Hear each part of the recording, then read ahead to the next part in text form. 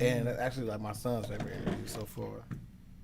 My son, which he's over here today, but he got practice today, so I told him he got practice because he ain't got school tomorrow. So I thought maybe he'd be off, so he wants to come in today too. So, all right, and we are live. Intro running. That's legendary. Yeah. Y'all actually won an award, the Boss Mag 2009 Ohio Hip Hop Award. Y'all won for that media outlet thing. Man, I don't even know. Like y'all won. He didn't even know he won it. What'd you say? Who was it?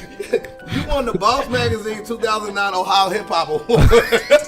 Congratulations. That's legendary. Go.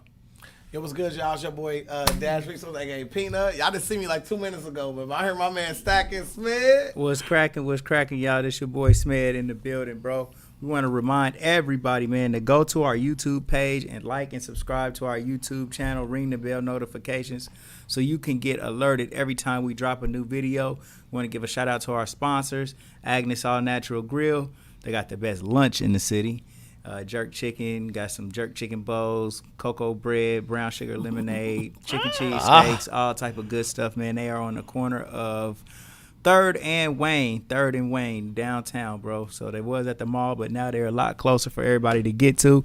And then we want to remind you to go to Sheik's, who got the best breakfast in the city. Yeah. Best breakfast in the city, bro. I'm telling you, French toast is my favorite with the turkey bacon and all of that. And if you ever get injured, go straight to the hospital. Go to the hospital first. Don't worry about if you feel like you really need to go to the hospital. Just go if you get in one of them car accidents, and then call my brother, Attorney Michael Wright, at 937-222-7477. Again, like and subscribe to our YouTube channel and ring the bell notifications. We at T-Shirt Kings 247.com. T-Shirt Kings, gold for your mouth. And now, without further ado, the great Peanut Johnson with our guest, man. Yeah. Watch this. I'm going to set the tone now. Yeah, come on. Let me get it. Hello, Dayton. I'm Dash Resource with Legendary People Podcast, and I'm here with Marlon Shackelford, and these are the words to live by. No, you didn't go words to live by. Let me set the tone. Oh, what? You researching. You went words to live by. Let me set the tone. You just set the tone. Because you know, first thing I said, real good, man. We used to do those words to live by, man. And look, and I got so popular off of those words to live by. Me and Walter Briggs, man. I was excited, man. Legendary Walter Briggs. Yeah, they gave us an opportunity to do words to live by. And honestly, it opened doors for me in the public school system because they saw me on TV. We gonna get there, brother. Well, we gonna let you I got him, Smith. I got him. Man. Had to set the tone with him. So here in the Legendary People Podcast, we had a thing called Origins, where we like to find out where our legends grew up at. So without further ado, where'd you grow up at, King? Wow. I call myself from Dayton, New York, right? But I've been in Dayton 40-something years. So I'm from Dayton, Ohio. I'm from every corner of Dayton. Well, let's start in New York first. Well, the New York thing, I would have to really go back and talk about New York. First of all, let me just say this. Yeah, let's start. It's your life story. Okay, take my time. So probably about 15 years ago, I wanted to go to China, so I needed a passport. And this is like real crazy. So I went to get a passport, right? And it took a year and a half to get a passport because I had 2 birth certificates. I've never told nobody this. I mean, my family don't mean this. I had a birth certificate, right, from Bronx, New York, and then I had a birth certificate in Tacoma, Washington. Wow. But so I'm like, what's going on? But I found out what was going on. I'm really an Army baby. There we go. So my dad was in the Army in Brooklyn, got Fort Hamilton in Brooklyn. Something happened with my mom. I was in Bronx, Lebanon, and they ended up flying my mom to Tacoma, Washington. So nobody signed the birth certificate. Why they didn't sign the birth certificate? Right, in New York City. But then when we got to Tacoma, Washington, being that my dad was in the Army, that's when the birth certificate was signed. Ain't that crazy? That is legendary. That was crazy. Bro. And then they sent me 2 different birth certificates. And I mean, they hound me. Who are you? Who are you? Who is your family? And I mean, that's like real crazy. Now, as far far as Dayton, Ohio, what happens is, wow, I'm really a Dayton View boy, but we've been all over. One time, my mother, we lived in Arlington Courts. How old are you around this time?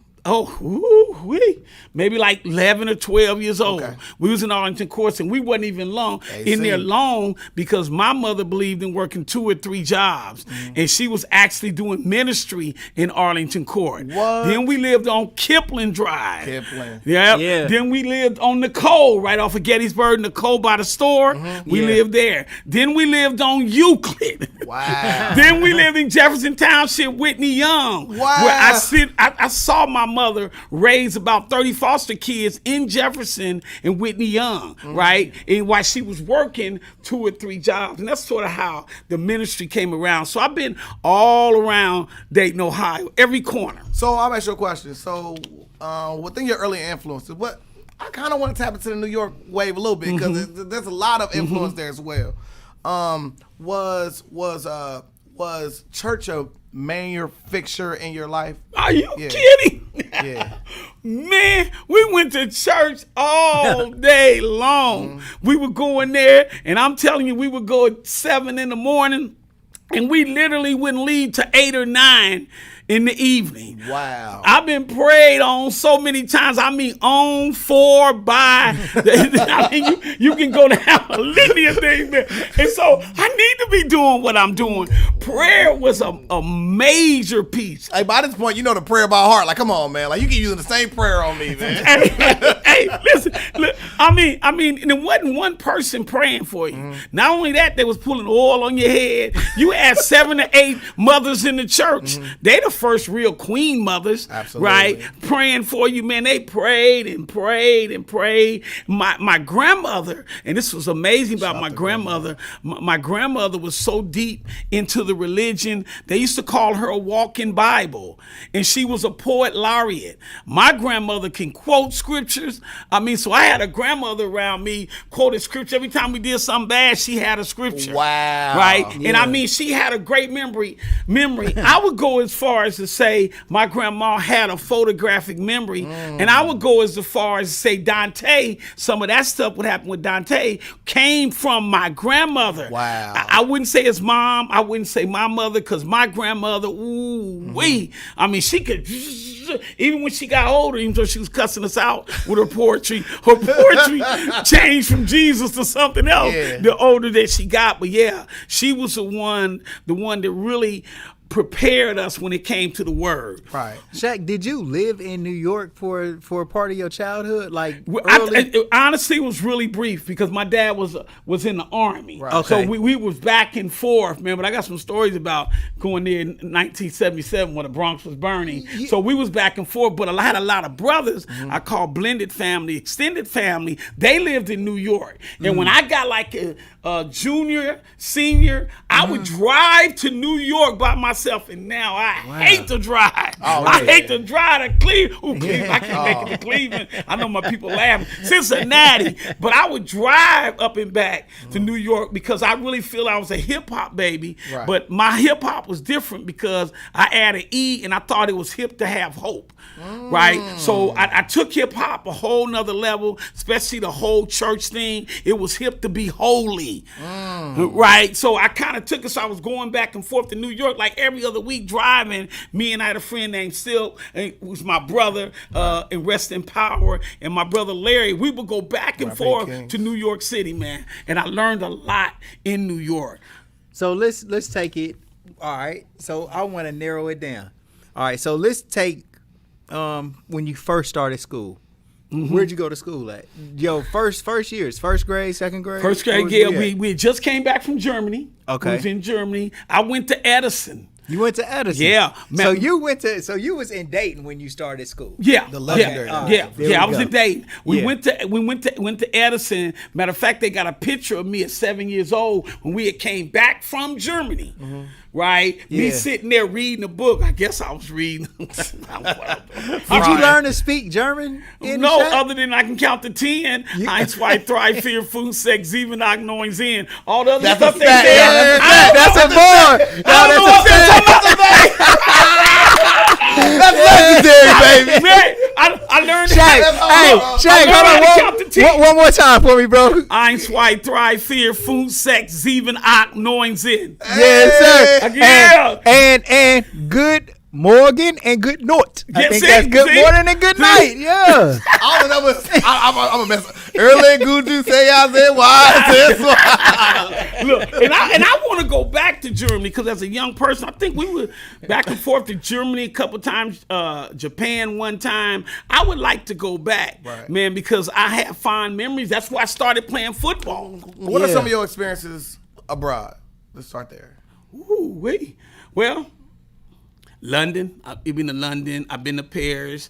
That's really it. Now, what I am doing in 2022, I'm getting. We ain't about to wait. I'm not gonna let you fast forward. Okay. We talking about elementary school. You talking about? I thought. Okay, so my fault. 2024. We about to break it. I'm about to get it. No, well, I've been really in the States. I probably visit maybe 45 states because, I worked on Clinton's team for a while as a violence interrupter, worked on the Obama team. So I love the Clinton job because I literally went to 73 cities, major cities, and I was a surveyor. So I would go to like a Milwaukee. They would get me some guys in the hood.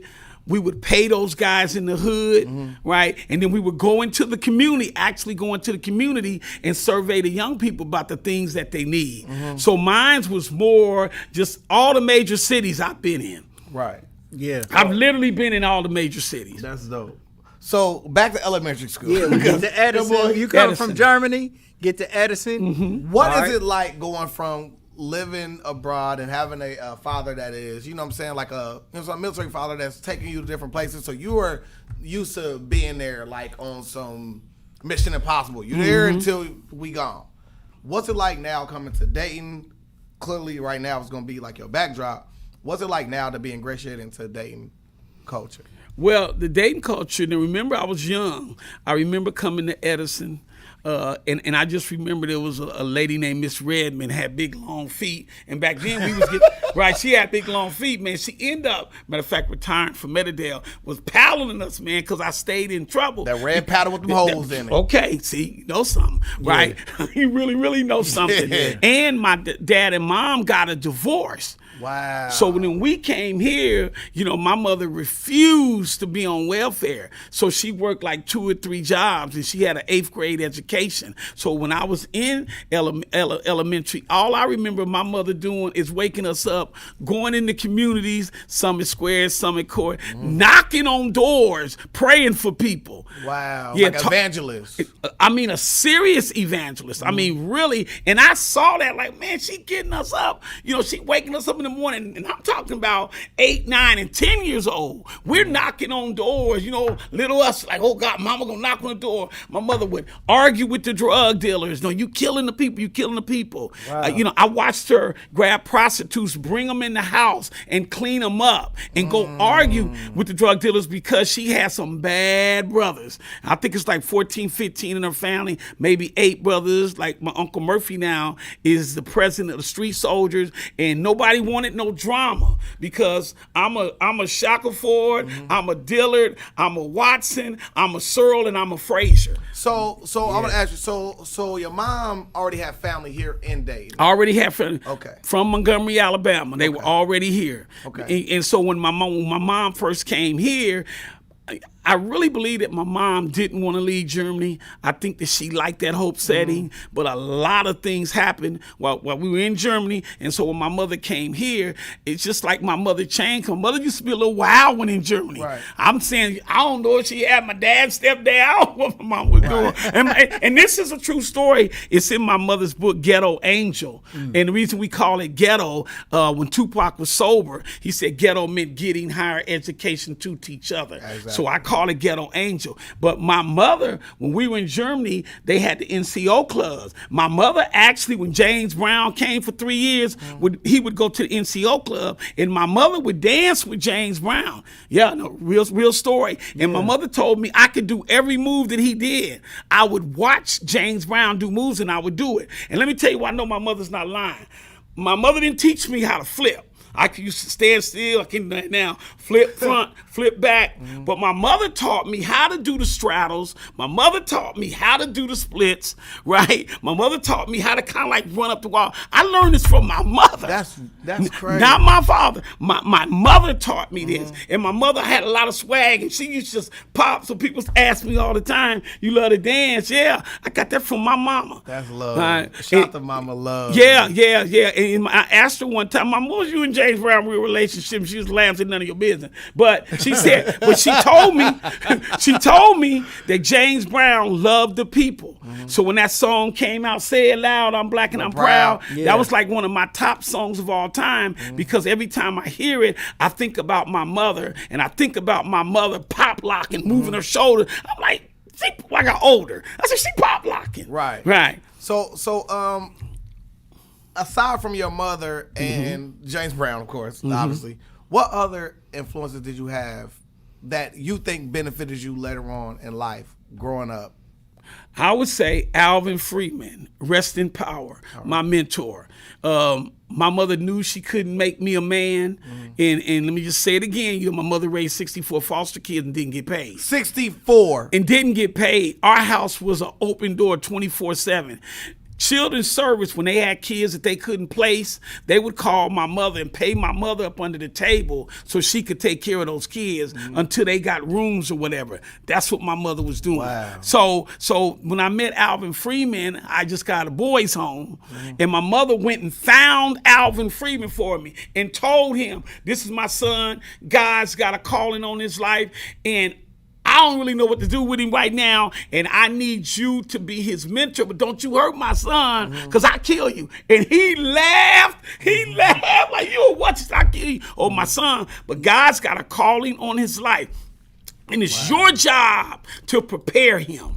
Yeah. And Alvin Freeman, people know Alvin Freeman. He always, before he died, he used to tell me, I reached 10,000 young men. Keith Byers, that's his spiritual father. Yeah, right. And he said, I reached these young men, and you should reach more. So Alvin Freeman was critical for me. Then my pastor, I've never really told him, Pastor Durrell Ward was critical. Because Pastor Durrell Ward opened that whole Morehouse thing for me. Church. Yeah, Omega Church, man. Legendary Omega Church. Put the respect on that name. Put some respect on Omega. And I'm going to tell you, Reverend Ward be a good one to come in here, him and his son. Reverend Ward is a living legend, what he did with youth ministry. Absolutely. And what he did with youth ministry, he brought me and Coach Powell, the other brother, in and said we wanted to start Youth Explosion. And we topped off about 3,000 kids. Let me tell you what touches me. We can't go there yet. Okay, bro. okay, my fault. It's all in the notes, baby. It's all in the notes. It's all in the notes. Major. So we still, man, listen, what he said right there, legendary. Please stay tuned so you can get to that. But let's talk about the early times, like what's going on, because I feel like this is paramount to the bigger story. Because at one point in time, you was a child. You've helped minister so many children. What are some of the pitfalls that you saw growing up as a child? Pitfall, man, I was very angry around 13 to 14 before my crazy mama locked me up in boys' home. I was angry, man, because I'm in the neighborhoods and it was like real crazy. I just kind of felt nobody really cared about black boys. I'm talking about going back some years, 40-some years. I said, nobody really cared about us. They look at us as deviant, dangerous, disrespectful, disorganized. And I said, nobody really cared. So I was an angry young man. But here I see my mother feeding the homeless. I see my mother, making sure that she was helping our entire community. They would literally come to the house and talk to my mom. And so I'm like, yo, what is the future gonna look like for me? Right. And so I was a very, very angry young man. And I had one uncle, my Uncle Murphy, the one I was talking about all the time. My Uncle Murphy was trying to be there, but he went to UD and he was doing his thing. And I felt I really didn't have nobody. I had a paper route, and people in Dayton View, if they on here, they laughing. I had 500 papers in the morning. Right? From my paper route, man, I start breaking in people's houses, man. Wait a minute. I start monitoring people leaving and then actually breaking in their house. And leaving a newspaper around the front. Look, and here go the crazy thing. This gonna get you. I was breaking in people's houses, right? And guess what? I would go in their house and I was stealing food to take back to the house to feed the kids. I was actually breaking in, loading up my paper bag, throwing my papers out, getting food. I mean, I literally going home, telling my mama I took my paper out. I took my paper route money to feed the young brothers in the hood because I had all of them young brothers at College Hill. I had, Bird, them, he was real young, Lip and Wynn and Boykins. I was the brother, taught them how to box. I'm the one taught them how to wrestle. I'm the one, I used to have a little game, basketball game. I was a maniac linebacker, but I had a little game. And so we would go to College Hill and I would cultivate them because at 14, my mother used to say, what you gonna do with your life? You miserable because you're not helping nobody. And I used to thought she was Cocoa for Cocoa Puff. I'm 14. She said, Marlon, these little boys is coming on the step for a reason. And then the Converses was out. Oh man, I started robbing more. Then here's the problem. Now, I found the gun, so I was robbing one time, and a person had a .357 Magnum, and I grabbed that Magnum. I grabbed that .357, and that's when my life went shoo. Wow. Yeah, because I got it. That gun gave me a false sense of pride. Yeah. Oh, okay. Ego. Yeah, ego. Yeah. I was already pretty gifted with the hand. But now I had that gun. Right. Shaq, about what year are we talking, bro? What time frame is this? We talking about 77. I went to Stivers, and I got kicked out, around 76, 77. I got kicked out of Stivers. 77 at this time. Okay. Because Stivers used to be transitioning to Patterson. Right. Yeah. I got kicked out for selling weed. Because then when I got that gun, I can't say his name, of course, because I ain't no snitch. Right. But one of the big time drug dealers came, and I started selling weed. Back then, like in 77, man, I was making like $300 a week. That'd be like what, $1,500 now? Yeah. Right. Back then, and I promise you, I was taking that money, man, going back to the community, man, helping my mother. I used to put money under the pillow for my mom because I knew when nobody was around, my mother was in there crying because my mother felt that she had to save everybody.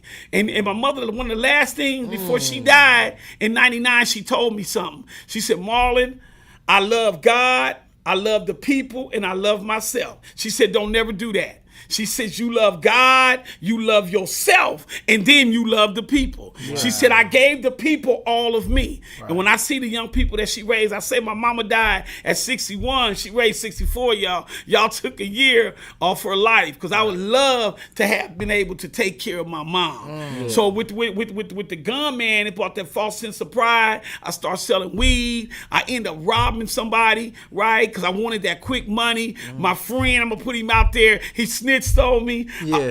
I went downtown. When I went downtown, they was gonna let me out because of my mother's acclaim, because of my mother's name. She said no, and I gotta tell you that she said no.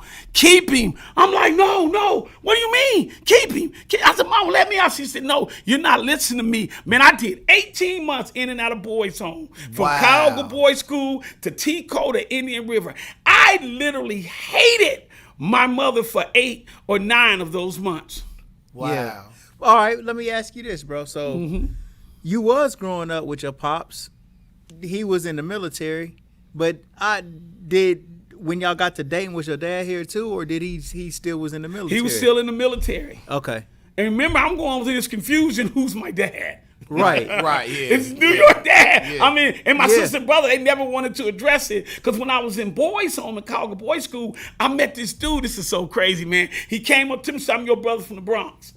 I'm like, Negro, for the lack of saying other words. Yeah. Negro, I don't know you. Right. He said, I'm your brother from your Bronx. I'm a big brother. Hey, man, I think you a Davis, man. You one of us. You one of us. And it's like 29 of us. I'm like, nah. He said, I'm your brother. Well, we developed a relationship. Right. Yeah. And he was a little bit older because I was 15 in there with 17, 18 fighting every day. Big dog. Yeah. And he kind of like let me fight. So, okay, you pretty good for a young cat. It's okay to take a couple losses. That's something that he taught me. It's okay to take take a couple of losses. Yeah. But in the end, it's a win-win. Losses only hurt you if it's a lose-lose. But if it end up being a win-win, so that's the first lesson I learned. Like I was just telling a young man, that you either in a problem, just left one, or headed toward one. And losses are obstacles you go over, under, around, or through. So I let Lily learn that. And I can't do it now, but he taught me how to hand dance. Because Cleveland was known for hand dancing. And I mean, he was smooth with it. Big bro did this, bro? Yeah.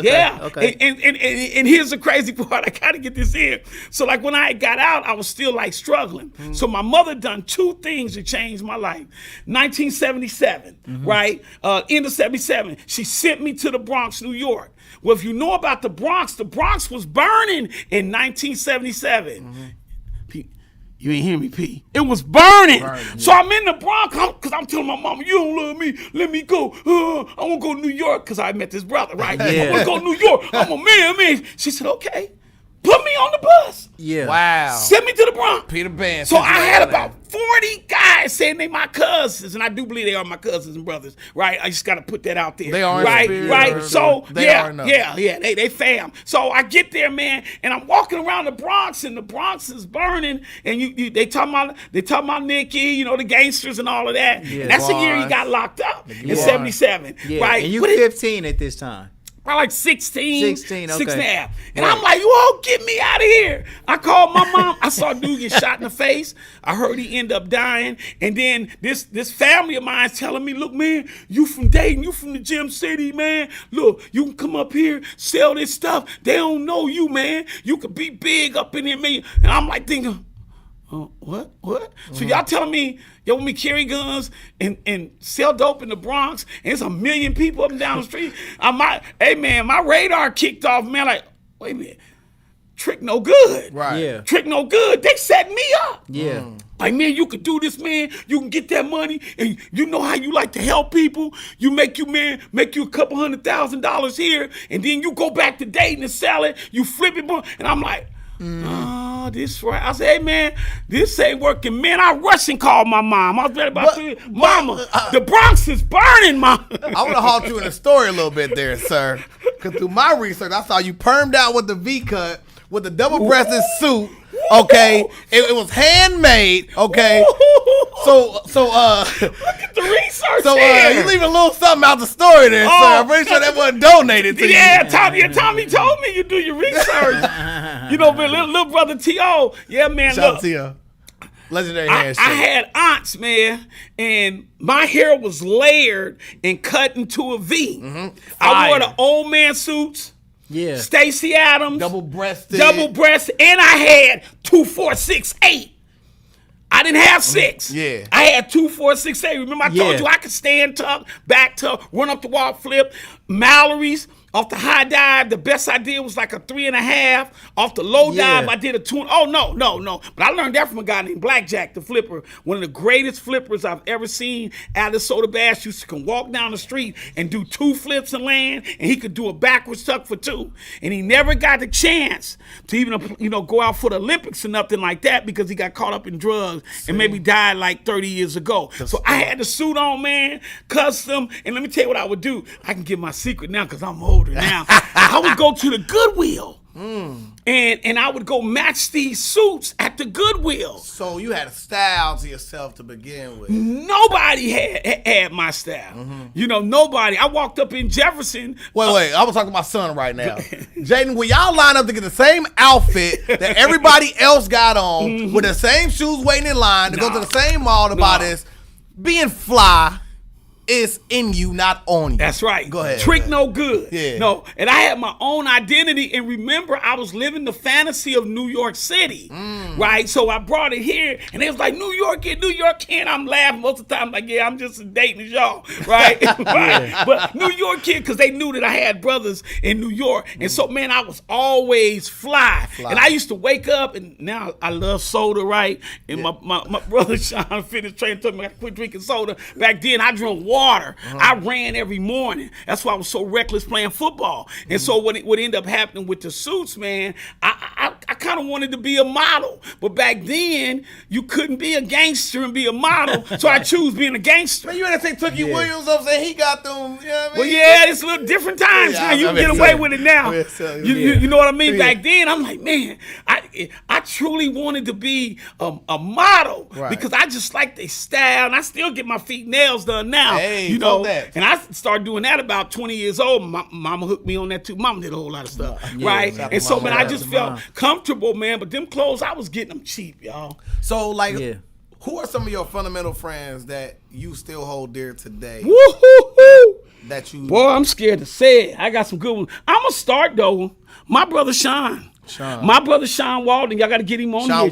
Sean Walden Sr. Because honestly, I've had opportunities. If y'all know me, I've had opportunities to move and work in all the major cities. They're trying to get me to come there. And remember, I'm an Army baby. I would love to move to clean with my brother because he's in Fort Hood, which is the largest Army base, 60,000. My brother Sean, man, has integrity. Absolutely. Yeah. Can I keep it real? Yeah. For him, he has integrity. And you know, sometimes I got issues and I need tissue. Right. So to have a brother that I can bounce stuff off of, right? I could call 3 in the morning. Oh man, then you know I got T.O. Right, T.O., the legendary. T.O., let me tell you, man, T.O. be going back and forth. I be want to give him these hands sometimes. Right? But Tommy, you know what Tommy good for? Tommy is a critical thinker. I say my brother Sean and my little brother Bird, they have a PhD in common sense. Is that me? That ain't me, is it? Everybody phone? We might have a caller for the talk. You got a call in, Shaq. Yeah, but let me get this point. So, like, I say to my brother Bird, y'all had him on here. My mama helped raise him too. And Sean, I said they got a PhD in common sense. What Tommy has is critical thinking. I can sit with Tommy, he will piss me off, right? But I promise Tommy gonna tell me the truth. And then when we start arguing, he more calmer than me. He said, bro, I love you. I'll call you back and hang up the phone.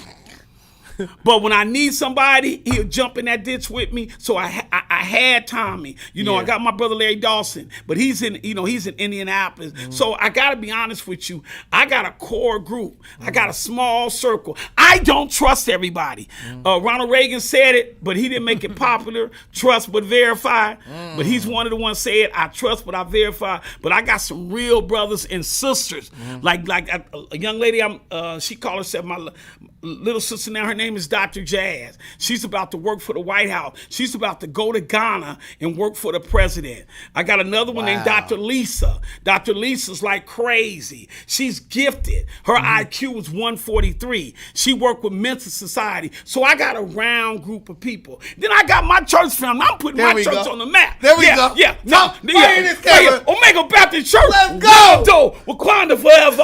Wakanda forever. Black excellence forever. Because my church family got Sister Peavy. When I need pray for, she pray for me night and day. I got a great. And some of you cats, I didn't say your name, man. I promise y'all, man. Well, I'm gonna say one notable that we always hold dear here because he spoke so fondly of you, and that's Tony Ruby Sr. Right? Little bro, look, Tony Ruby. True story.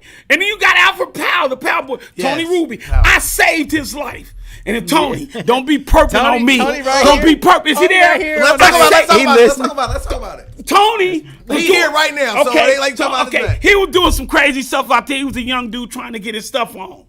They was chasing him to kill him. He ran up under my mother's porch. And so they was coming to get him. I mean, literally, they was coming to get him. I said, hey, leave him alone. You mess with him, you got to mess with us. And they said, man, dude was screaming, mad, frustrated, had his hand right here, like he had a gun. I said, you mess with him, you mess with us. And back then, I was crazy. Right? I mean, like really, really crazy. Right? I've heard we're going to get into something like that too. And they end up leaving. Right? Tony thanked me and ran off. Right? So, Tony Ruby, man. And working with ex-felons, remember I call them ex-men and ex-women? Absolutely. Right? They're the X-factor. They're the most successful when you talk about the schools. They bring all these people with all these big degrees. I have nothing against big degrees, but they make a difference. Tony Ruby is so important to this community when it's talking about the formerly incarcerated ex-felons, because he has a relationship. We know he was authentic millionaire, right, when he sold that stuff, right, verified, to our people. And now Tony feels that he owes the community. And if I had a grant, and I'm starting to get grants, they finally starting to believe in me after 40 years. People like Tony Ruby Jr., some of these guys, I said I would hire them because they are the difference maker. You know, I do a lot of stuff in schools. The X factor. They the X factor. Them guys are special, but we don't want to hire them. We want to hire the guy with the degree, and nothing against degrees, but a degree is just a receipt that you went to their institution. Right. That's why we rolling HBCUs, baby. Hey, we rolling HBCUs where the love is real, and we got 2 in our neighborhood, Central State and Wilberforce, and I support them because you got these guys out here, man, that needs our help, that needs service from us, and guys like Tony Ruby, and it's a list of guys, man. William Roberts, I can go down the list of guys who are really making a difference. They MAD. I say MAD is an acronym, mean make a difference. We got cats that's mad, and we trying to keep our young brothers alive and free. Absolutely. So we got to keep them alive and free. And you know my thing, the freedom I'm talking about, drug-free, crime-free, hate-free, violence-free, right? You know, equals being stress-free. You're going to have stress, but we got to free our mind and our bodies will follow, man. And so I do this thing for real, man. I think the greatest passion is to have compassion. I think the greatest thing you can do is discover your gift, but you got to give your gift away. And I'm going to give my giveaway right now, which is staying on the subject. Okay, all right. I'm trying. So let's find out how you walked into that light, because I'm pretty sure you had those dark points. Let's talk about some of the dark points that you had during the maturation process of becoming a man. What are some of the hurdles that you came across when it came from transition from elementary school to middle school to high school? So we can lump it together because you have such a storied past. Let's lump it together. What were some of the dark alleys that you had to walk down in order to stand in the light? The dark alleys is I felt suicidal. I didn't know what to do. Like the brother we just counseled. The mentors, most of them were spiritual pimps and holy hustlers. Right? I didn't know what to do. I'm like, what do I do? What do I do as a 17-year-older? I really, really didn't know what to do. Cats was telling me, man, you should be a gangster. Other cats was saying, man, you should take that football scholarship. See, I wasn't angry no more to play middle linebacker. Now, you know, but when we're about to transition from high school, I didn't want to play in college. I wanted to wear suits and have a V and get to win it. Right. Yeah. I wanted to be fly guy up in here. I didn't want to do that no more. I was good in football because I was angry. I used to say, at Fairview, I called myself Shaq Lambert. I used to say kill. And I mean, I was wrecking them. I was hitting them with passion. Anybody played at Fairview would tell you that. And I actually put Lambert, you know, he was one of my idols. So the thing that I would say, I really didn't have no real mentors. The men that I had in my life, they wanted to do my mom's. They were respectfully wanted to do my aunts. I got some pretty, you know, sagacious aunts took care of themselves, but they wasn't really for me. Right. There was no rites of passage program. It was talked about. Rites of passage didn't really hit strong to '89, and that was in Chicago and Cleveland and in LA. So we didn't have that. So that was a downfall. So I'm like, what do I do? And even though they had no intentions of going back to juvie, right? And I got into some other little stuff with some money orders, but I had no intentions of going back to the prison because I had, you know, it was survival more than anything. It was survival. And people were scared of me or my family. I named who my family was, right? But they were scared, so nobody wouldn't tell me the truth. But Alvin Freeman, because I didn't meet Alvin Freeman until I started my nonprofit in 1987. My mother said, you can't do it by yourself. Concerned Christian Men started in 1988. So she introduced me him in 88. And then he came to me and said, you doing everything wrong. You're doing everything wrong. You're doing it wrong. I'm like, oh no, you know, woman, what are you gonna tell me? He said, I done raised hundreds of boys at that time.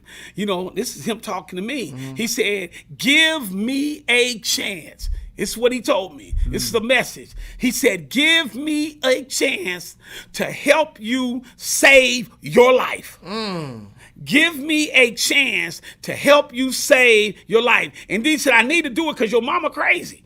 I see. Yeah, look, I used to watch Mama Love was. Mama Love. Her love is cloaked over you. Yeah, I used to watch her argue with C.J. McLean and Mr. Wheat. Argue. Well, what are you doing? What are you doing? Because look. My mother was so deep, you know. This is my story. I got to talk about my mom. Absolutely. She was so deep. My mom, you know how you sell Mary Kay. We love Mama Love right here. Mama Love. Sell Mary Kay. So Mary Kay, when you sell a whole lot, you can win the pink Cadillac. Yeah. My mother took the money because she wanted to go help Mercy Manor, which was a single women that was going through trial and stuff. Mm-hmm. She took the money and went and helped some family members, right? And I think it was like 30 grand maybe back then, and gave the money to Mercy Manor to help the single women. Oh my God. That's what my mama did.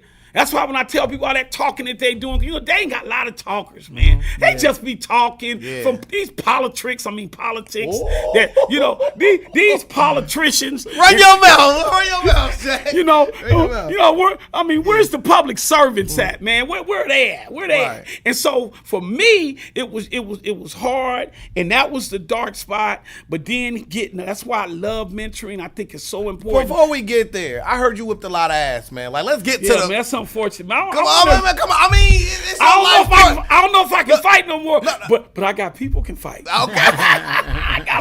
No. Because look, we've interviewed other legends here who have proclaimed to whip a lot of ass, right? Mm-hmm. And they put you on the top tier shelf of whipping ass. Yeah, I used to give it to him. I had an uncle, my Uncle Murphy Frazier. That's the one that's over the street soldier. My uncle, when I start talking about some of the top athletes all around, my Uncle Murphy Frazier, Tony Graham, both the Graham boys, but Tony, who could have been in the NFL, I think in two sports, football and baseball. Wow. You know, Dwight Anderson, of course. Yeah. I think Daquan all around. People don't know he was a great receiver. My uncle was that type of athlete. My uncle was an AAU boxing champion. He would have won the state in wrestling, but he owed his shoulder. He would have played in the NFL, but he hurt his knee. He ended up going to drugs because of that. So I had an uncle that would come in. Story, man. Yeah. I had an uncle that would box with me. If nothing else, my uncle would box in me and put me in all these locks, and I'd be like, "He wanted to kill me, you know," but he really made me tough. So when it came to fighting, I just was kind of a natural, and I probably was I was a bully at one time, right? Until I see somebody got killed for bullying. I said, "Oh, wait a minute." It was one of them moments again. Wait a minute. They're killing you for being a bully, right? And so, yeah, man, I got in a lot of fights, man. I run from it now, man. You know, I kind of like, you know, cats be saying crazy stuff, and I be thinking, man, if you only knew, you don't know Shaq, man. Ooh, you're going to have to beat me up every day. It's so crazy because, like, for instance, like, we were talking about this just yesterday with Don. We were talking about the difference in just generations, right? Yeah. Because you had one generation say, "Oh, I love this music." You got another generation say, "Oh, that music trash," right? You got some generation that know you as that do not mess with him. The other one's running up, giving you a hug and kiss on the cheek. Yeah. You got some people looking at you like, "Why are y'all touching him? He gonna whoop your ass." So, like, what was the turning point that changed from that dynamic of the ass whooper to the world love person? And I got something before we get to that. Let me ask you this, bro. So, when you talk, we hear wisdom. You know, that's what your recipient hears. You know what I mean?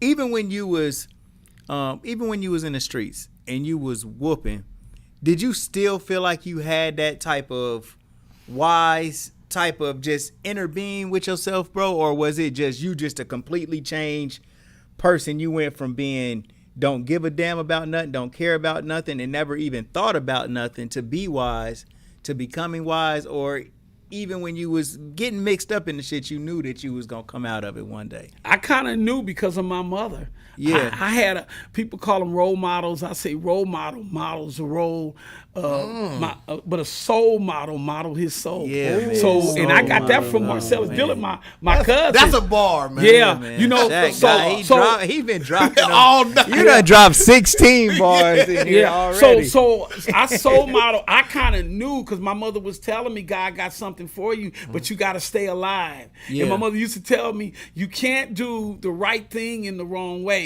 meaning you can't do a godly thing in an ungodly way. I was doing an ungodly thing, but I was doing it for the right reason. Breaking in the house and then bringing the food to the kids. And even when I was knocking out, I just wasn't going knocking out people. These were people that was challenging me, and I had to give them these hands, man, at that time.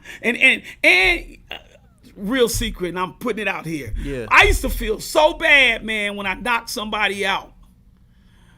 I didn't feel right. Right. They kill us. We kill us, there is no us, somebody said. And I was like, I'm knocking out, but I ain't knocking out the man. Right. I'm not knocking out the man. I'm knocking out the brother man. Right.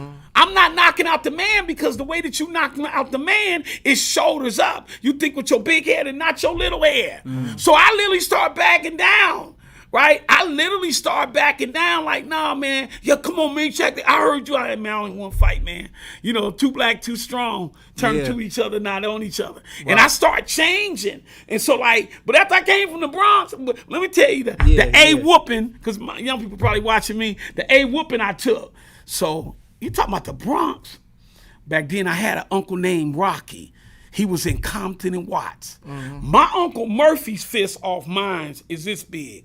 My Uncle Rocky fist off my uncle is this, listen to me, his fist was this big.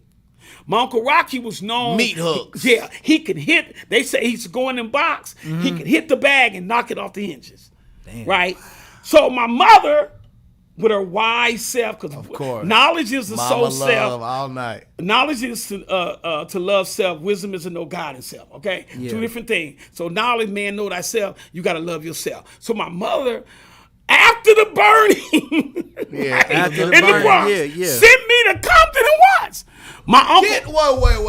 Wait. Oh man, I'm telling you, I got serious. Was this still in the 70s too? Yeah. Okay. Mama Love sent you I'm about a junior. Yeah. Mama Love sent you to the Bronx while it's burning.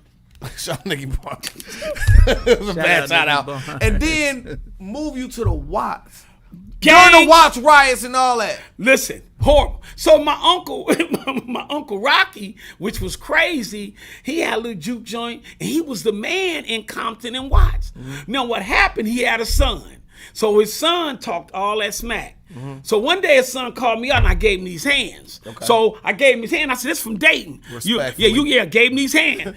My Uncle Rocky came home. His fist was this big. I know my Uncle Murphy watching, he laughing. Right? My Uncle Rocky hit me in the chest. I went 20 feet in the air, hit the ground. When I woke up off the chest, he was pouring water on me thinking he killed me. Now watch this. I jumped up and said, where my mama at? Let me tell you how God showed me mercy, grace, and favor. Everybody talks about mercy and grace. They don't talk about favor. Yeah. I found my Uncle Rocky gun. I was sitting in that room, and I was about to kill him because he hit me in my chest. It lasts for 3 days. I didn't tell nobody. My eyes was bloodshot red. I said, if he come in here, I'm going to kill him. You don't hit me like that. Yeah. Something happened. I went and called my mom. She called and went off on him. And I heard him say, well, I had to show him that I'm the man around the house. I'm the man. Because my uncle was trying to help me, y'all. Wow. My uncle was trying to help me. My mama put me on that plane and said, if something happened to my son, you my brother, let something happen to my son. My Uncle Rocky, he was trying to help me. Because I was hard-headed and I was on my way to jail because I was taking penitentiary chances.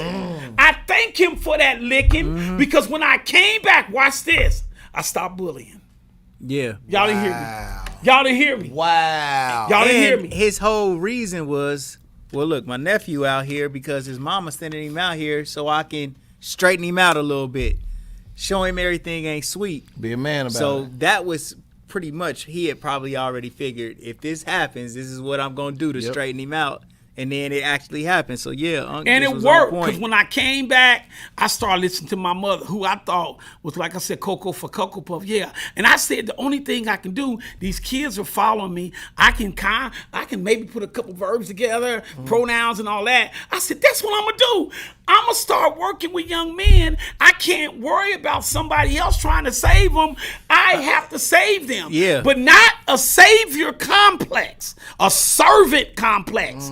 I needed to be a servant leader, and I had a role model, my mama. So when I came back, She said, I'm glad you took that ass whooping, right? I'm about to say, she said, yeah. I was like, my observation, that's one hell of an ass whooping. Yeah. And I came back, man, and light went off.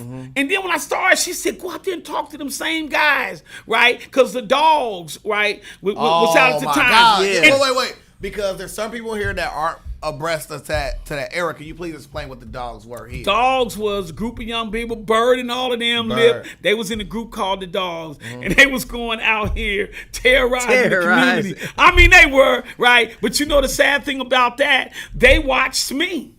Them were my little brothers. I loved them. Them were my little brothers. They'll tell you, them was my little brothers. I used to walk around like,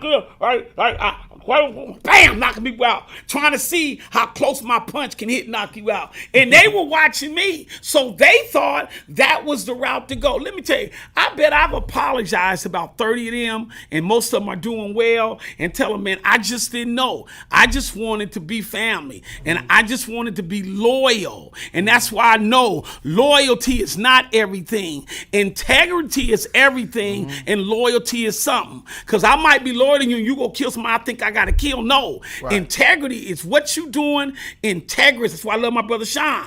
Right? And then loyalty follow. It's not loyalty, integrity. It's integrity, loyalty. Right. Yeah. Like the, you know what I'm saying? Like the term real, right? Real is an acronym for recognize everybody ain't loyal. That's right. Everybody's not loyal. So I don't want you to say I'm loyal to Shaq and you mistreating people. I'm loyal to Shaq and you selling drugs. I'm loyal. These are the things that I was against, right? So no, I don't want that loyalty. You my brother. You know, I don't want that. I want integrity because it's not just about me. It's about the community. Absolutely. Everything I do now is for the community. I live for the community. Ubuntu, they call it. I am because Ubuntu. We are. Yeah, I live for the community. I'm not doing it for me because if it was for me, and I know this is a ministry of mine, I would leave here and go to Fort Hood and be with my brother James. There we go. That's where I want to be. I mean, my brother was. I would be with my brother and my sister up there. I would grab my little sister. I can't worry about the other 20-something. I'm just talking about my mother's kids. And I would go be around my brother because my brother has integrity. Right. But I've been blessed because I got people like Sean. I got some other brothers here too. My little brother Brian. I mean, got some brothers that really, really cares. And I've been blessed, man, to have them people in my life. I got friends that will tell me the truth. Man, they would tell me the truth. And even though, like I said, you know, the whole verifying truth, I got cats that would tell me. They would say, oh, yeah, you know, hey, man, you need to chill on this. Hey, Shaq, you was wrong on this. I'm quick to apologize because I've made so many mistakes along the way. I think accountability is always, you know what I'm saying, like key in that. But like we talk about your bully and then how you know what I'm saying, like went through your maturation process that got you to the next point.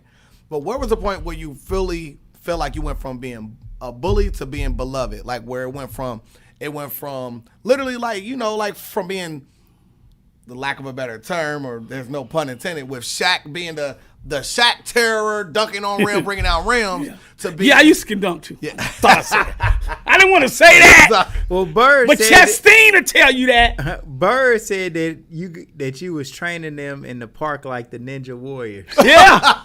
Yeah.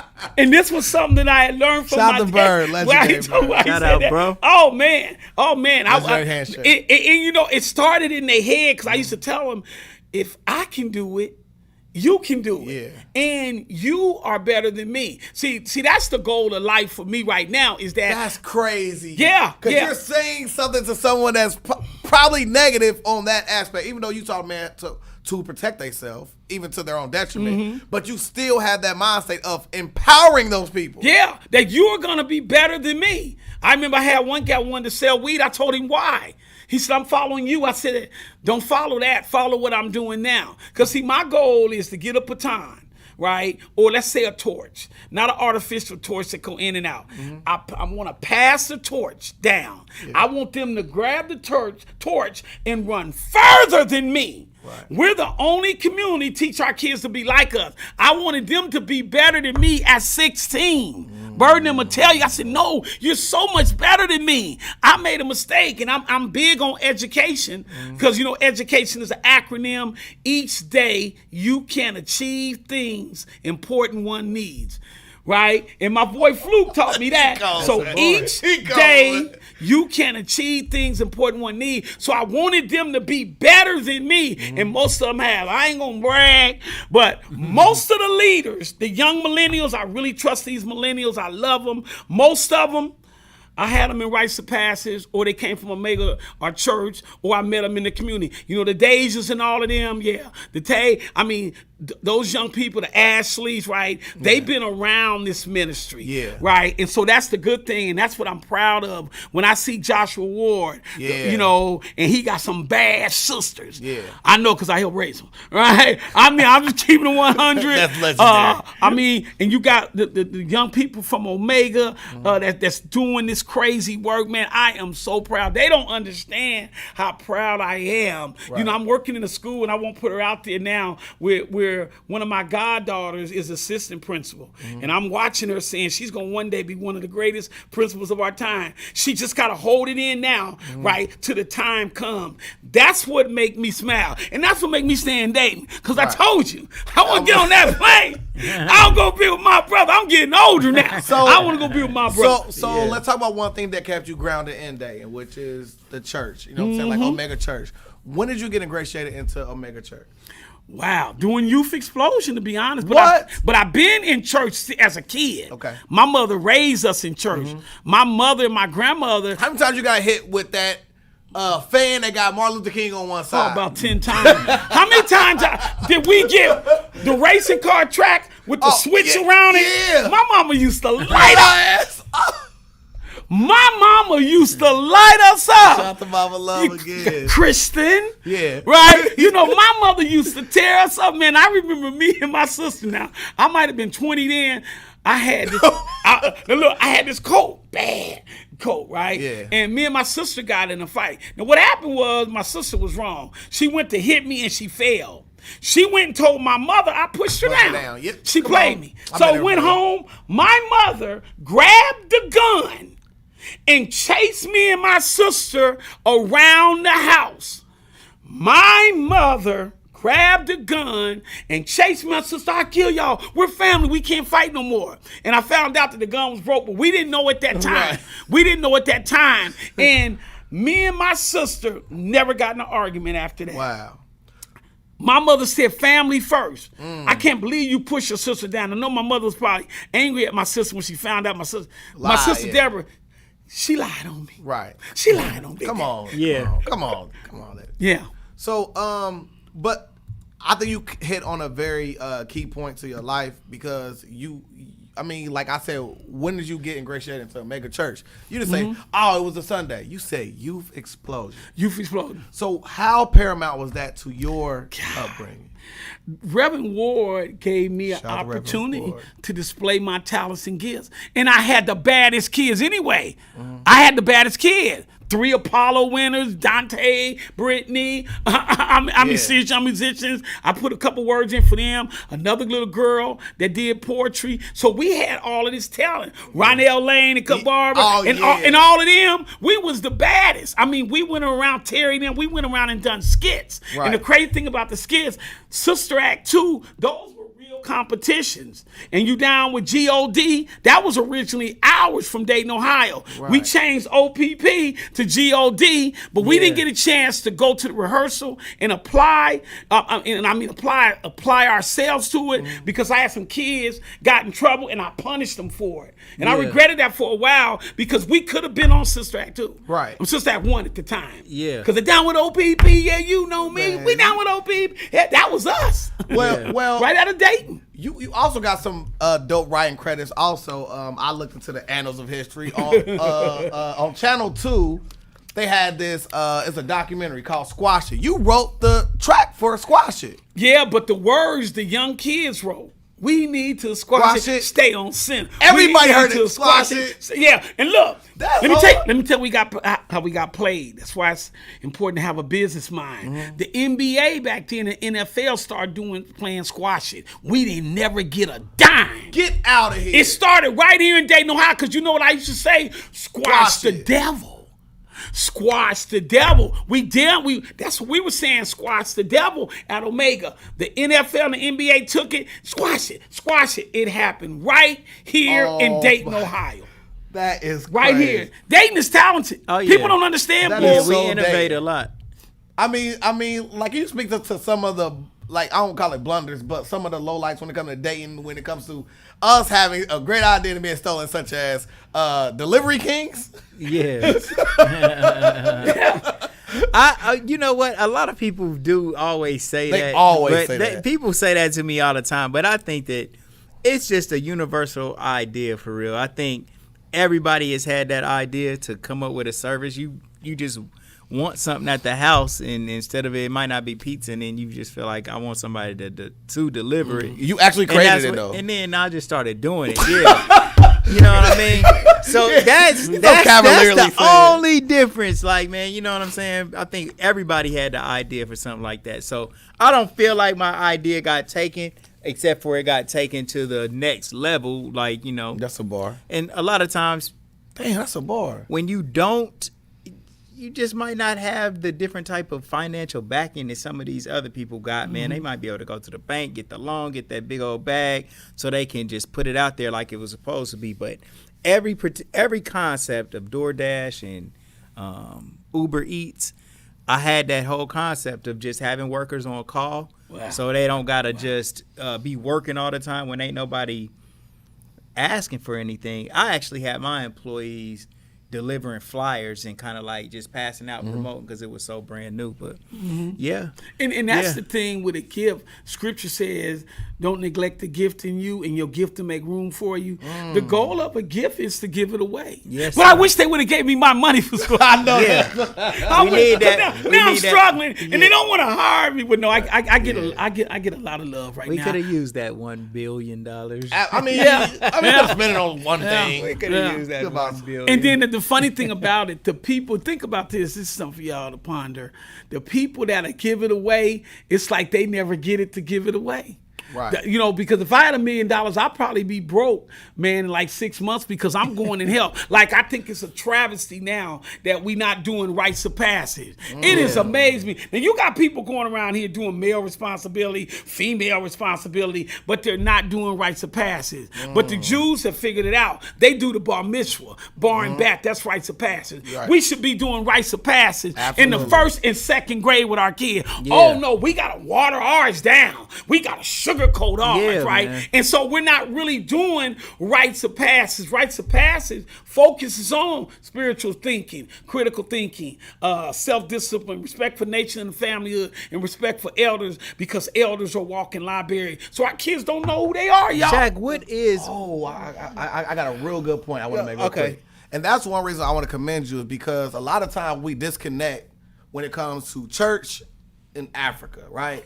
Because when it comes to Africa, we have traditions, we have things that are some things that will refute the church, right? That's one thing that you did ingratiate, was the fact of, you know, like, you still having Kwanzaa in the church, you still are ingratiating like different things of African tradition there. So I just want to commend you on that before Smeg gets to his point, because that's something that you actually did add to Omega, and you didn't just come into a system. Of course, it's like you got ingratiated into the Chicago Bulls of Omega, but you shine in that light. So go ahead, Smith. No, I was just gonna ask, bro, what is rites of passage, man? For just anybody who don't know what it is. Rites of passage, the group Boys the Men, I read where they went through rites of passage. That's why they named it Boys the Men. Rites of passage is helping boys become men. It's helping girls become women. It's a transformation that takes place. Rites of passage is a lifestyle, mentorship, experiential learning, right? That you learn every day, and its goals are rites of passage. You know, I changed it. I went from I say mine's different.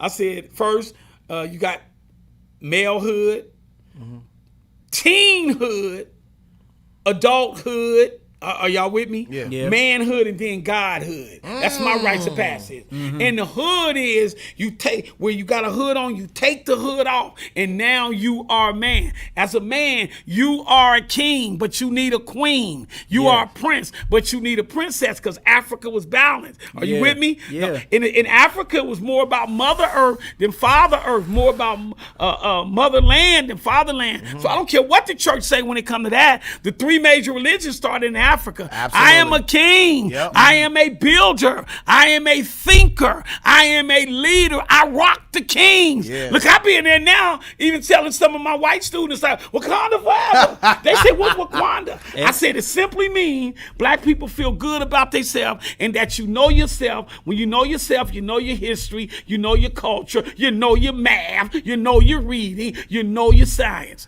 That is an excellent segue to my point I want to make. Yeah, which and I would is, take it to another level to say, even a god has a goddess. That's Absolutely. right. When we mean, get to this, when we get to these studies of how we bringing in the universe and how the Most High is creating, I can see the Most High having somebody there for him to make this thing go. in God's Mama kingdom, love. you think it ain't Well, nothing. let me get you to Mama Love. Yeah. Mama love. The pastors, right? I'm using your word, Mama Love. I like that. Yeah. The pastor would be saying amen all the time, right? Amen. And they would hate when my mother would come to church because my mother would say a woman. Hey, Man, And she would say, a man can't be nothing without a woman. At first, I'm like, Mama, you embarrassing her. She said a woman. My mother was the one that said, Marlon, you got to respect them as queens because if it's not for them, you are not here. And who do you think you are? Right. Mistreating a woman. She didn't come from your hands. You shouldn't hit her. She didn't come from your mouth. You shouldn't be cussing at her. She didn't come from your feet. You shouldn't be kicking her. She came right next to heart if that's the story that you believe. Right. You got to treat her like the heart. Yeah. Now, I've done some stuff. yeah. Man. But in deep rooted in me, I see my mama. man, all See, day, man. and it's so Them crazy queens, because, like, bro. to me, like, I have a long story like that too, but mine is very, very simple, right? Yeah. Like, in the text, they tell you, we were creating his own image, right? We were creating his own image. So why we got nipples, bro? Like, we have no need for them. We have no need for them. We all have nipples as a reason. I ain't gonna get right. And it said we was created, and then he made male and female. See, he said, let us make man in our image and our likeness. This word our is plural. And then after the creation, we had male and female. That's a bar. So that goes to show that our was a male and a female that the image was created in. Absolutely. All day. And I think that relationship with That's all God, right? Sometimes I'll be calling on all the guys, Buddha, Allah, Ra. If I need all of them to help me. somebody Jehovah, somebody answer the damn phone. Emmanuel. But you know, another thing on that God piece, man, that relationship is personal, man. Yeah, it right? is. That relationship with God is personal. Yes, and it can't is, nobody Shaq. come back and tell me. I know what I believe. Right. And I think that thing balances itself out. Africa and being over in America. I think that you have to find a way to balance it out and find out what works for you. Yeah. Not what worked for my mama. My mama done something real great for me. She said, Marlon, I rock JC, Jesus Christ. My mother said, now go prove my point. I didn't get it. She said, go do your research and make sure that Jesus is the one that you believe in. She didn't just throw it down like, you're going to go to hell. Right. And he's burning down. My mother didn't do that. I'm She about to get to a real said, she said, go do your research and then come back. I came back. Jesus is my savior. Yeah. Right? You know, but I went and done my own research because I was like, am I Muslim? Am I Buddha? You know, I was like really struggling. And I figured it out. Right? There was some good in all the religions. There was some good. And good mean there was some God in all the religions. So I said, wait a minute. God made everybody. You know, so I kind of just, but I believe in a lot of stuff like Mayat, the Egyptian mistresses, there you go. and Guza Saba, Yep. the Book of the Dead. I believe in a lot of that stuff, we go. man. And it does Fancy conflict, scrolls. like the Ankh, Yep. life. You know, I rock that stuff, man. And I tell young people what my mother told me. The same That is thing, super big dope, bro. Yeah, man. I think the same thing, bro. Me too. Like, everything is personal, and you can't ever tell anybody they're wrong because at the end of the day, you don't know. Right. None of us know. Right. That's why this whole faith thing, but you do know what has worked for you. Right. And that's the thing. Like, you can't tell me that my prayers have not been answered. Even if you like, bro, that was a coincidence, or that wasn't nothing. No, in my mind, in my frame of mind, that this prayer actually worked for me. And then I know I have prayed to Christ before, and those prayers have been answered. And then I came away from that and maybe start feeling like we was more Israelites. And then I'm now my prayers is to Yahweh. And those prayers are being answered. So all these things. You on your journey, you, which that's what we all should be on. If you just sitting there stuck on the side of the road with a flat tire, you ain't moving. Period.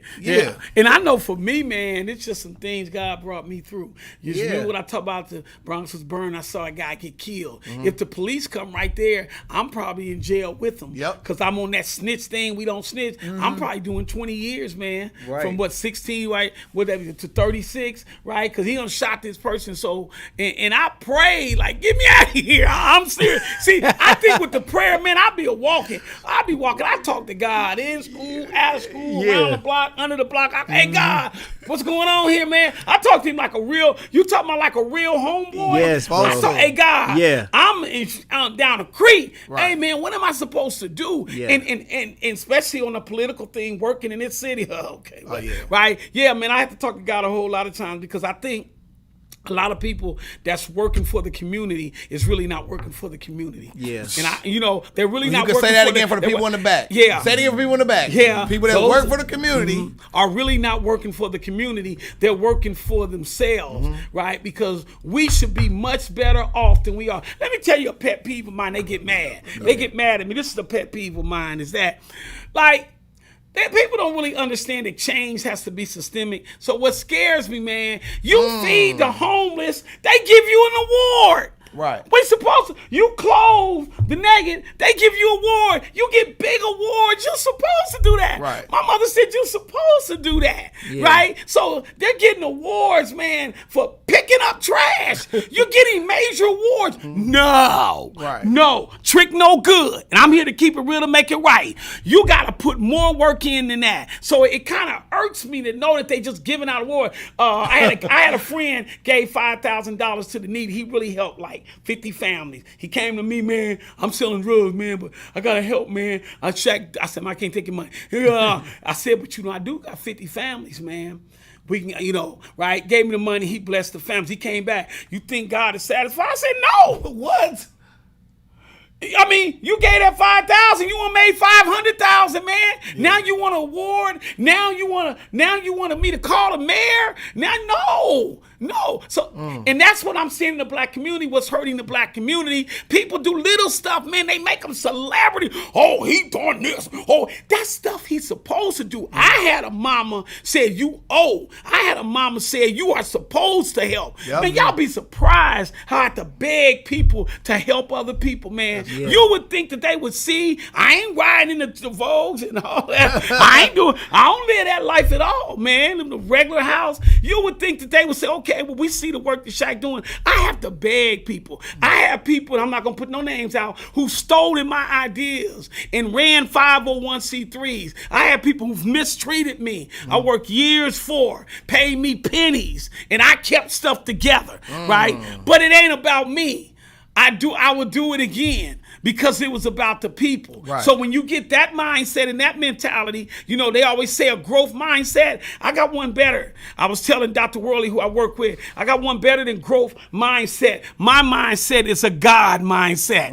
And when you have a God mindset, that's why Samir was just talking about what he said earlier. They took it and they expanded. With a God mindset, you expand. It's called the ingathering. The ingathering is you expand your circle, right? Because it's about God. You're doing the work for God and not for you. My brother Maha's real good on that. I be peeping him, right? I got some good brothers, right? I told you. I'm sure I'm not saying half of them. But he's another one to get on here, right? Is I keep telling you, we gotta expand. We've got to do more. And our community's dying because we're letting it die. I tell these young cats, the man done this, then become the man. Right. Then become the man. Go get your education. Start your own business. But make sure when you do that, you give back. So man, you hit on a list of topics which I have a lot of things to ask you about as well.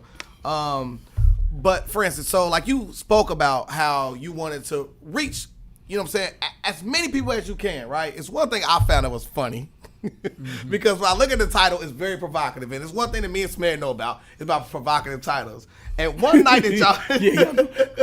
one thing we know about is provocative titles. Y'all had a club... I was at a club. Y'all had a night, I think it was Halloween. It was called Hip Hop Hell Zone Midnight. Ooh, I hope Angie's watching this. So, like, what was... like to me... I like that idea, and that's why me and Smear is working behind the scenes with Pastor Pete to put something together. But to me, I feel like that is a dope way of ingratiating people that typically wouldn't go to church. Mm-hmm. Was that y'all purpose behind the title? Mm-hmm. Okay. We would deal with a hip hop hell night. We would deal with real issues, people on drugs. I mean, alcoholism. Mm-hmm. I mean, we would deal with real teen issues. And on top of that, then we would leave there and go to a midnight service. Right. We had a midnight service with Omega and love to my little brother, Pastor Paul. He brought revival in. We brought in the best speakers. Yeah, that Hell Zone was powerful. That's why I said it's hip to be holy. Mm-hmm. Holy is having our lives yield to Christ. Mm-hmm. And we had some of the top actors and actresses come through. And a lot of them kids we took from Hell Zone, as including Yellow Pain, when he was a gospel rapper at 7, and we started taking them into schools. Right. One of the biggest travesties for me, where I think that we dropped the ball, and it might have been financially in nature, I can't really say, is when we quit doing Hell Zone and we quit doing midnight service. We had a teen church. We had a couple hundred kids.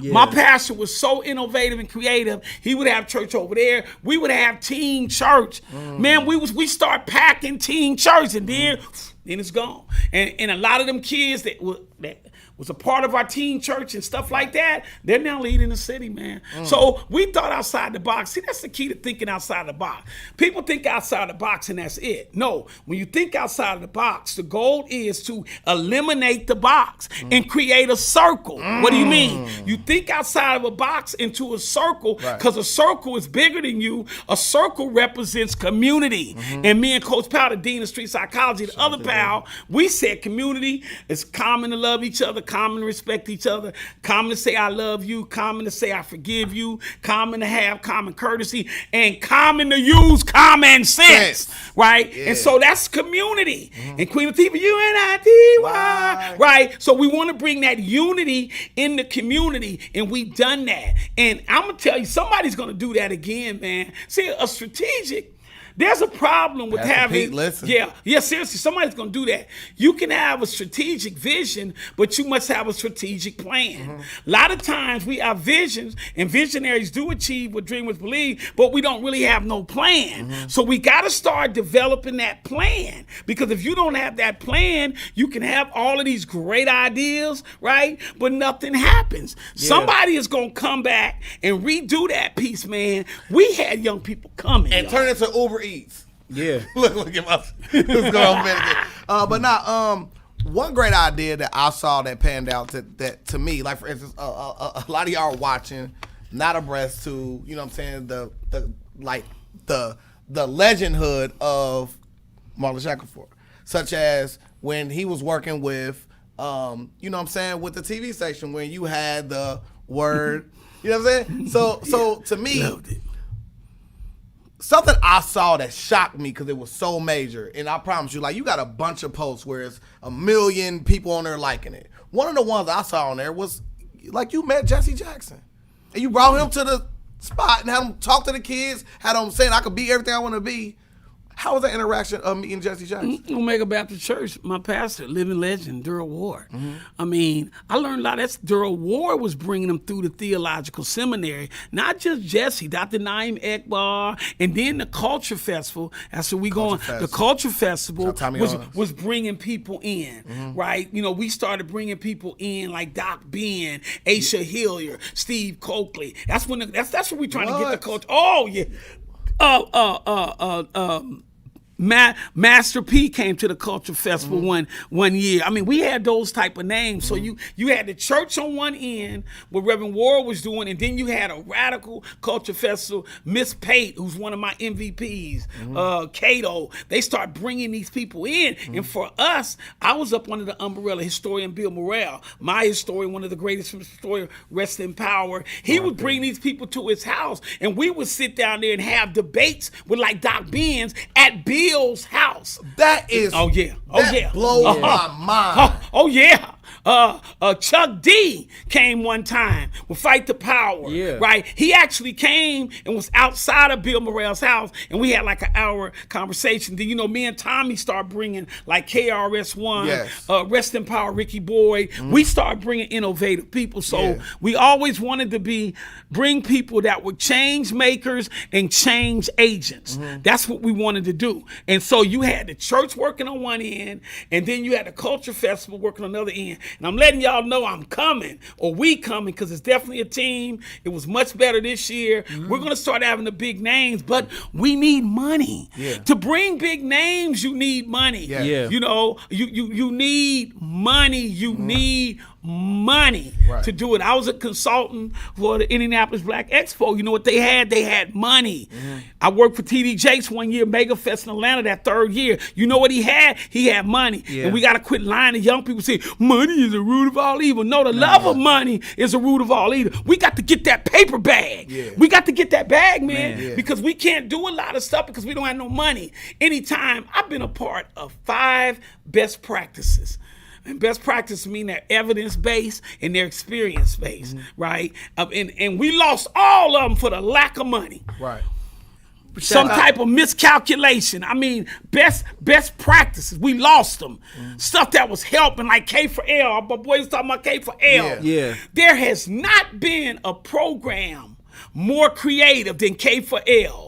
Man, we had 20 guys change their life that the school system couldn't touch. We did K for L. We went in there cussing because, I'm a ghetto Christian. I cuss. But I ain't cussing right now, right? But, man, we changed people's lives with K for L. Money. Money. So we have to get money. So, just important. Well, are you good? Yeah, I was just gonna ask about you brought KRS-One and Chuck D, man. Those is 2 bros legendary. that I Legends. grew up on, man. Love them bros. Man, how was it meeting them and just conversating with them? Because them brothers is all about just man, big wisdom to me, man. Especially KRS-One. Chuck D too. One of my favorite rappers. Love KRS-One because he was on that Boogie Down Bronx. And when we brought him, I told him I almost burned up in the Bronx. Right. And he laughed. And he knew some of my family up there. Wow. Yeah, he knew some of my family. Matter of fact, I went up there a couple times after, man, and he made sure, because of Tommy Owens, not me. He made sure, legendary TTO. He made sure that I was taken care of. The big thing about KRS-One, I stole one of his words, but I think he took a couple of my nuggeds too. But I told one of his edutainment. I call myself the edutainer for years. See, some stuff, boy. The edutainer. I had an ace of spades with a right? I got you. Watch this. You got me. Education via entertainment. That's all I don't call myself a motivational speaker. You can motivate an idiot; they become a motivated idiot. So I call myself an edutainer. Education via entertainment. And I live that for the long, and I'm really doing that now, but I just really want to reach black boys. My goal, man, is, to get some real money, man, and really do rites of passage like I think it has to be done.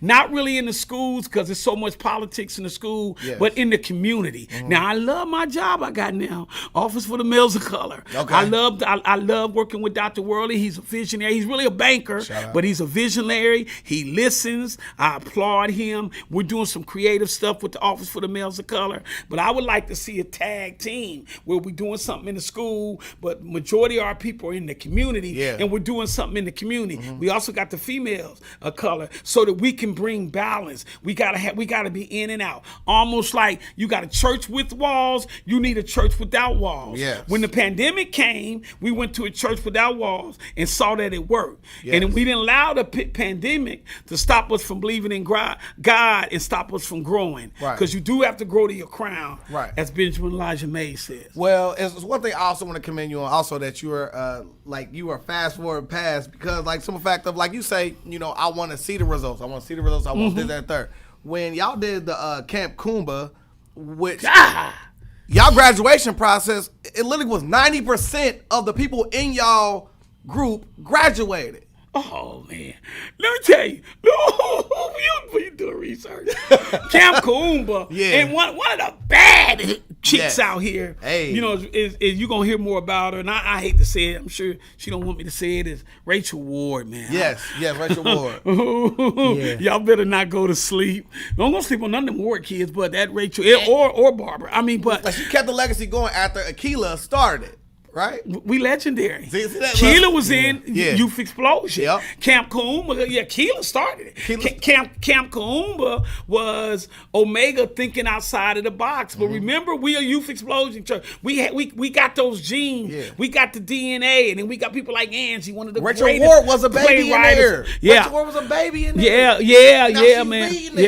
Lead, I mean, leading it, and with the commitment, because we had a pastor and a first lady, she one of the coldest out here, Reverend Vanessa. Can I keep it 100 with you? You can. Reverend Vanessa bring fire to the game, right? So we had some talented people around us, man.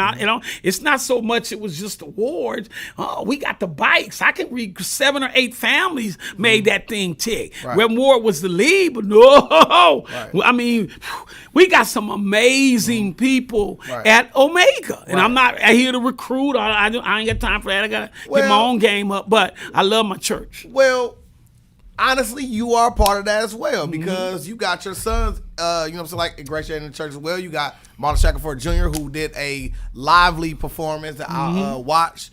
And you got Dante. You know what I'm saying?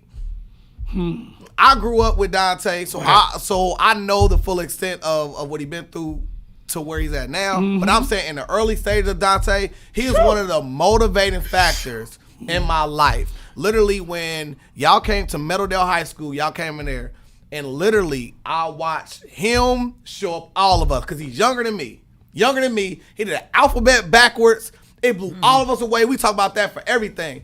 But the whole fact about it was, I cannot remember exactly what you said, but what you said to me left a lasting impression on my life. And I'll get to that later. But to me, you are a pillar of there as well. You have built your name is in the pavement. Your name is ingratiated there. You a pillar of Omega. You know what I mean? So don't say it like you're just a product of being on the Bulls. You Michael Jordan on that team to me. Yeah. And Dante, he went through some stuff. I got a funny story about him too. But Dante, I'm still trying to find the next Dante. And one of the things that happened with Dante, I think I burned him out, because Dante started at 4 years old. He been on Oprah, Queen Latifah. I mean, I told Dante, if nothing else, you spoke to over 100,000 people, and 10,000 students went and graduated from college. I think we can safely say that. I see them all the time. They got PhDs. Dante Shackelford. Dante was so amazing because Dante was real athletic too. Dante could do everything. Yeah, little Dante could do everything. He could speak. He had a great memory. I think we tested him at 133. I think he was more than that. He went to a grandmaster teacher, Mama Renee McClendon, who got him on the ball. Dante could speak. Dante could hear my speech. He could hear Coach Spow's speech and some of the other original guys, BBI. That's how let me tell you this funny story, how I found out Dante could speak. Dante was 4. I had practiced his speech. He was just sitting there looking at me. I went and done this speech about 30 minutes. He's in the back on the way home, reciting the speech verbatim. I look back and say, hey, can you do that again, kid? He heard me do a 30-minute speech, got in the back seat and recited. I said, guess what? We're going to put you on the stage. He said, no. I said, yeah. We're going to put you on the stage. I've seen a lot of great young people because I work with Mental Society once a year. You know, I got a little gig. My friend Dr. Lisa, who's one of the educators, and I work with the most gifted kids, 140, 142. Dante was definitely in that group, and he wrote a book at 10. He really wrote the book at 9, wrote a book at 14. I mean, I just think I put so much pressure, you know, on him that I think it kind of, you know, and then another gifted kid right now is that little Reverend Ward's son, Joshua Ward, Isaiah. We just taking our time with him. He's got a lot of talents too. But Dante, name me another Dante. I'm listening. I'm listening. Let me tell you something that I found amazing, simply amazing, because I think I've heard him say it before, but I had, you know, me do my research. I watched it all over again. And I was overrushed with how lyrical it was. Because like I said, I love battle rap. Look at Smith. Look at Smith. So in his speech, it was the school is my job. I ain't gonna look at my notes. School is my job was the one. And you had a scheme in there where he literally was going through every daytime show. And I'm sitting there like, this is genius. He rewrote the soap operas. The first time I heard the soap opera was Les Brown. Dante took it and wrote his own version of it. Get out of here. Oh, yeah. Dante, what is 8, 7? He wrote his own version that became real popular. And I saw it somewhere on the internet, had another name. I said, that was Dante. Yeah. I mean, they've taken a lot of ideas from me and Coach, but that was Dante. He rewrote it. And battle rap, they call scheming. Like when you put a word with this word and put it was crazy. So But one thing that like you did also do, like you didn't put all the energy in the male energy. You also did daddy-daughter dances. Oh, yeah. So when you research, what else you want to know? No, let me tell you what's crazy. Let me tell you what's crazy. I had a friend. Honestly, I think for me, and I could be wrong, I think I was the first one did a daddy-daughter dance. I've never heard of I've done a daddy-daughter dance. So this is real talk. You know, I keep it real to make it right. I've done a daddy-daughter dance at 20 years old. Wow. And I couldn't believe 100 dads came, and it was another pastor. Pastor Wright used to be one of our pastors. I told him that I wanted to do it. Under the table, he gave me the money because he didn't want to take it from the church. Right. He gave me like $200. And I ended up having about 300 people come. The father, daddies, and all of those type of dances, I probably done about 25 of them. Wow. Yeah. And that's amazing. You said that people don't know it. I had some other people that was helping me. Man, we used to crowd with like 300 people would come. And then we started speaking, and I had entertainment. I had some of the best, the best speakers. Danielle was mine, Johnetta, all them were in my group. Wow. And so I would invite these different speakers to come. Yeah, man. People don't know that. They don't know Shaq Legacy when it comes to that. I don't remember nobody doing that before me. I'm not bragging, but what I am saying, Cause let me tell you on the brag, another pet peeve of mine. My mama checked the snot out of me one day, right? We had done something with the barricades. And this was 1990. We had marched against the barricades that they got, up on Salem 5 Oaks, and they didn't do them. They went and had a secret vote a couple weeks and then put them barricades up. Now, we didn't like the barricade because it looked like it looked now. We knew that was raggedy. Yeah. But I was young. I'm like, I brought together 1,000 people. I mean, ego, Les Brown said, me edging God out. But Reverend Mosley said ego mean exalting God only, right? So I'm like, I'm the man. I'm out here. I'm 20 years. I had 1,000 people came to 2 marches, right? I went on my mother. I said, Mom, you see what I did? You happy. She said, Marlon, you ain't done jack. I said, what? I'm mad. Like, Mom, dude. She said, Marlon, you pat yourself one time on the back. And if you're doing the real work of the community will pat you from then on. Quit patting yourself back for the little trivial one thing you did. Then she ran down a list. Martin Luther King Jr., Harriet Tubman, Mary Bethune. She ran down a list of people done way more than you. She said, you got a long ways to go, but give me a hug. That's a start. That's a start. So I try to be very careful and very cautious about keep patting myself on the back. But because you know what's major about that though, bro?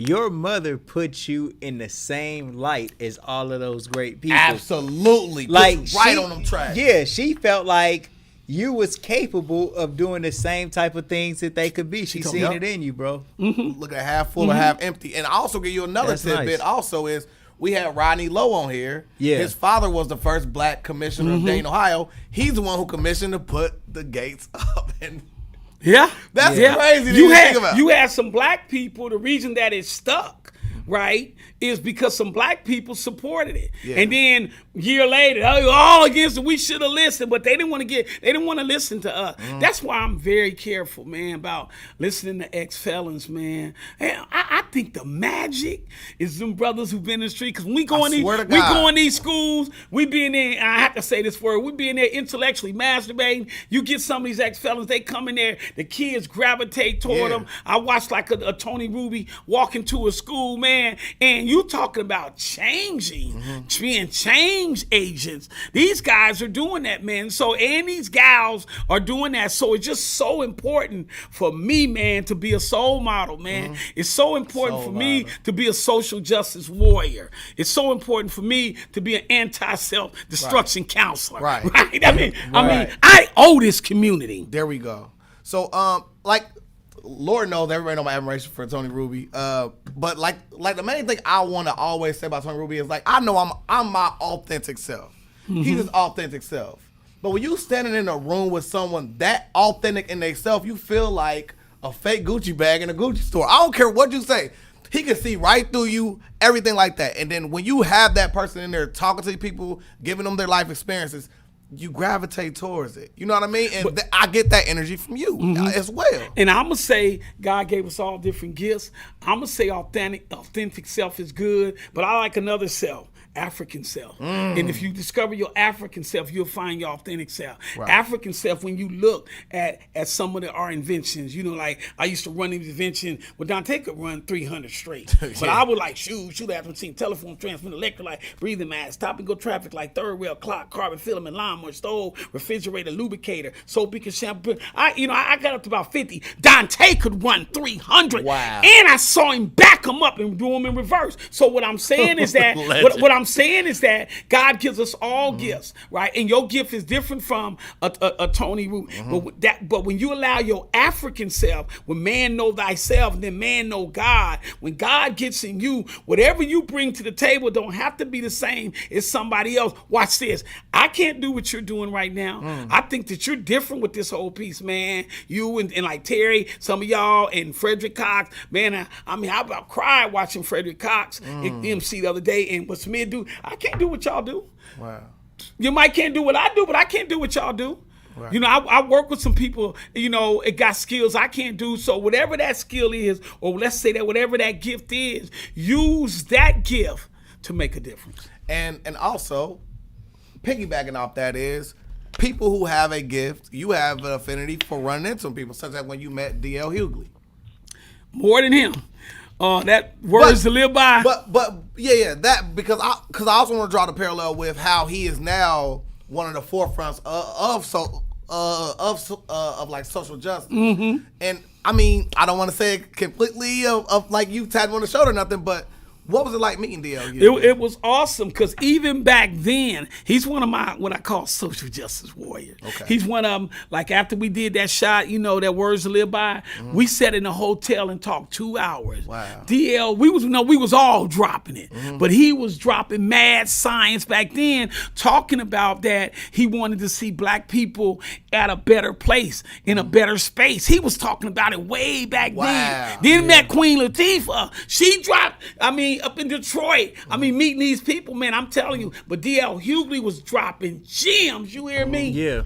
And now, you know, I played the video the other day. I just be laughing like, D.L. talking about Walter Briggs' brown coat. Walter Briggs, high yellow with that brown coat. He talked about Walter Briggs for 30 minutes. And then we went deep.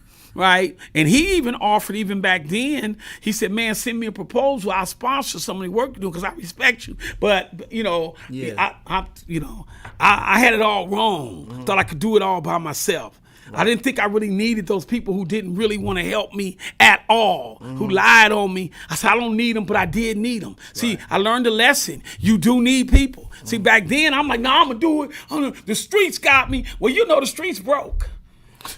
I mean, we got some brothers, a few brothers got some money, but we don't even support each other. Right. Because if we start really buying the block back, can you imagine what we can do? Brothers, man, so jealous of each other, man. I work with some. I'm like, wow, y'all. Let me leave that alone. Man. Let me leave that alone. So you also do some acting and plays and stuff. You was in the barbershop piece, yeah, the barbershop piece. The funny thing about that was up in Lima. Me and Eric Wright and Angie Mumford, one of the greatest, I think, skit writers. Right, we did it. I got a call. That's funny you got that. I got a call to be one of the Stagglers in barbershop when they did it. I couldn't do it because I got an opportunity to get paid like $5,000 and I wasn't getting no $5,000. You know what I mean? Yeah. I said I couldn't do it, but I was going to actually be one of the backups because they saw the plays that we was doing at Lima, Ohio State and Ohio State. We used to do the barbershop play at Ohio State. Wow. Yeah. And somebody called me, you can come up here, you ain't gonna get paid, but it might open other doors. I didn't really want to be no actor. And then somebody called me and said, I think it was $4,800. I said, I'll take door number 2. Yeah. $4,800 back then. Bird in the hand and work 2 in the butt. And I was broke. $4,800 then was like $10,000. Right. So also, you're very, very talented. More than just, your community work, more than what we just named with, you mean celebrities, you having like a rapport with yourself, because like we already spoke about before when it comes to dating, we have a way about being around celebrities and we are just as cool as them. Like we don't fandom over them or nothing like that. So, but also, I mean, to me, like, you are also great at spoken word. I heard your spoken word that was over the Troutman song, and to me it was like to see you put that together, and then like in my head, I'm thinking you're from New York more than hearing that you more or less claim dating more than being from New York. So to me, I put way more onus into it, but it's still dope that you still ingratiated the dating vibe with what you were doing. What was your whole psyche behind doing the whole spoken word? Well, my grandma was a poet, Larry. I used to be real good at spoken word, and you know what? Only my close friends. Like, I had my brother Silk, rest in power, right? Okay. They knew that. I used to can do poetry. Look, I probably could do about an hour and a half poetry at one time. And people didn't know that. They just thought, I had this great memory, okay memory. Right. Hell, I taught Dante how to use his memory while they playing. Yeah. I was a great poet. I'm going to say from my 20 to 25s, I could get on that stage and go an hour doing poetry. And I suck right now. You've done an hour and 45 minutes tonight of poetry, bro. Yeah. Man, Shaq, this has been legendary. Listen to me, bro. You are one of the greatest speakers. I say you are the greatest speaker that I have ever met or ever heard at doing what you do. Like you say, don't call you a motivator, but the way that you just... Man, you can put the cables on people to do better, man. I'm telling you, bro. Like, I done invited you to come and speak to my kids before, and then I've also just seen you speaking in other spots today. And whoever goes after Shaq is in trouble. You gotta let him go last, man, because it's so polished, man. I don't know. I don't think that you was a good poet. It's the right way to say it. Like, you are currently. You are a great poet, bro. Real and I was talking to a poet the other day. I think can't think his name right now. I had a knowledge slip, and he said, man, I remember you used to do poetry at 2021. You was real good. You got some pieces. He was mad. I said, I ain't got no pieces. He was like, come on, Shaq, man, you playing. I mean, he started cussing. That's like Chris Wiley, probably. Yeah. I said, nah, I don't really do it. But yeah, I used to pride myself on poetry. And that's funny because most people don't know that. Most people just see me go. You need a mixtape. They see me go real good and they think that's the limit of it. If you hear him over the Roger, it's not Roger Troutman, it's his brother. It was the other Troutman. I got in there. It was over Terry Troutman's track. it sounds industry quality. I promise you. And it's not me doing it because you hear. I'll tell them the same thing. It's in my notes already. But also, you know, like you, I don't want to keep doing the celebrity thing, but like you brought Faison Love to your event. I mean, you had Tommy Owens there, of course. Yeah. What's Faison Love like to you? Well, it's more Tommy brother than mine. I mean, he was cool with me. He told me one thing. You know, I do the I love myself, I respect mine, all that, right? Yeah. He said, Monique stole your I love myself. I said, yeah. When Monique used to do the I love thing, I've been doing this piece right here for 30-something years. Right. You know, just to Monique. Maybe she didn't, but he said, she got that from you. You know, what I liked about Faison is that he loved my brother Tommy, man. Yeah. I mean, you know, I love you when you love my brothers. See, I'm not my brother's keeper. You know, Cain killed Abel. I don't want to be my brother's keeper. Right. I want to be my brother's brother. And so when you my brother's brother, because my brother Tommy got issues, he need tissue. You heard me say that, right? He loved my brother, man. I mean, genuinely, he loved my brother, so I had respect for him. And I'm going to tell you, man, like most of them stars, I would go to cities, and I would say, you know, Tommy Owens, man, I got in so many places because of mention T.O. Man, I told T.O., man, GOAT, you made some horrible money decisions because he should be a millionaire. I was in New York, could not get into this hip-hop thing, right? This dude came and said, man, I said, hey, man, I know, you know Tommy Owens? They said, yeah, he way in Dayton. I said, that's my brother. Dude was like, that ain't your brother. I put him in face, that's my brother. He let me in. The tickets was $500. Wow. I got in off Tommy. Wow. I got in off Tommy, off T.O. Big head T.O. Think he look better than me? I look way better than T.O. There you go. Hey, let's go basket on. I look better than all my brothers. Man, they playing. Hold on, let me name drop, man. You know T.O. is my good friend. Put the camera on me. I'm going to say it too. Tommy Owens is my very best friend. No, I ain't going to lie, though, man. Seriously, though. Like, man, T.O. is a GOAT. Man, yeah, like real talk, man. He's a GOAT. And that's what, let me tell you, and what's not fair. They go out here, these politicians, right? They go out here and give other people money to advocate, to market, and T.O. right here. On the grassroots level, there is no other T.O. Y'all making a big mistake, but it's so political. Right, the politics is so real. He connected like trolley wires. Oh man, and Tommy, you know, see, he just pulled the thing off. But the problem is, bro, when you got that greatness around you, like you don't recognize it as what it is, man. Christ said, "A prophet isn't accepted in his own town." You gotta go elsewhere, bro. That's hard. You know what I'm saying? Look, 100. Like I got several job offers this year. I kind of really like working my job because I work part-time. I like that it's just part-time though. Yeah. I got a serious offer up in Columbus, man. It was like $150,000, right? They wanted me to run their youth program, but I still don't think I've done everything here in Dayton. Man, they give me the utmost respect. In Oakland, Black Panther was coming out, 2022 is coming, right? They offered me a major job in Oakland. Hey, man, we want your energy, your spirit. Come out here to Oakland, dude. We'll take care of you. We'll let you do rites of passage. I end up helping their rites of passage program, whatever you want. So you're absolutely right. You just don't get it here. But I think that God done that on purpose because you got to work harder here, right? Where I could go there, boom, boom, boom, but my heart would still be in Dayton. Dayton is in my 5 top cities. I mean, you know, I love Dayton. I love Dayton because most of my life in Dayton.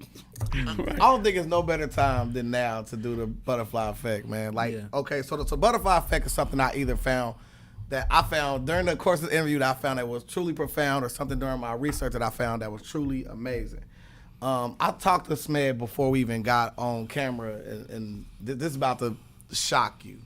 Your very first post on Facebook was to a gentleman who was, I don't know how this even happens to somebody, where your very first post on Facebook is literally you comforting a person who just lost their mother. Are you fond of a man named Alfred Nesbitt? Alfred Nesbitt was my little league coach. Wow. He was the dad to my block. I went and shoveled his driveway whenever he needed to. I used to play on his on his heel. slide down his hill in the wintertime. I used to play in the basement with Brittany and Lil Mookie. I played basketball out there. I got my confidence up to be the person I am today. That is one, right? You started something called the Street Soldiers. Mm-hmm. You heard somebody named DeVale Bennett? Of course. That is my brother. My brother. That's your brother. My brother. We ate out the same bowl. We done crapped in the same toilet. Wow. That person has shaped how I am as a person. Wow. Me and Smith laughed the other day, yesterday, about my very first album I got, which was HNIC by Prodigy My Deep. My brother DeVale gave me that. Wow. Right? We laughed about it, but on there, he spoke about knowledge of self. On there, I learned a lot about myself. I learned about me being a king. I didn't hear all this, shoot 'em up, bang, bang, kill this, kill that. I learned first who I was first through my brother. Thanks to you, right? There's another thing that's fine to me as well. I lost a brother before. You ever heard of somebody named Dante Price? You know I know Dante Price. Brother! Dante Price was killed by the Summit Square security guards. Mm-hmm. You held a hoodie rally that went down to Court Square to protest that. 400 people. 400 people. I sure did. So when you say, I can't go somewhere else, I feel like I should tell you no. But in my heart, go. Because you're going to help somebody else. And you helped me before we even talked. Wow, that's touching. One more. Touch and go, One more. One more. There's no crying on One this more. podcast, One more. One more. I went to my brother Deuce, who got killed. And guess who spoke at that funeral? Shaq. I did. You are the definition of the butterfly effect. Yeah. Oh, man, I would not be the person I am today.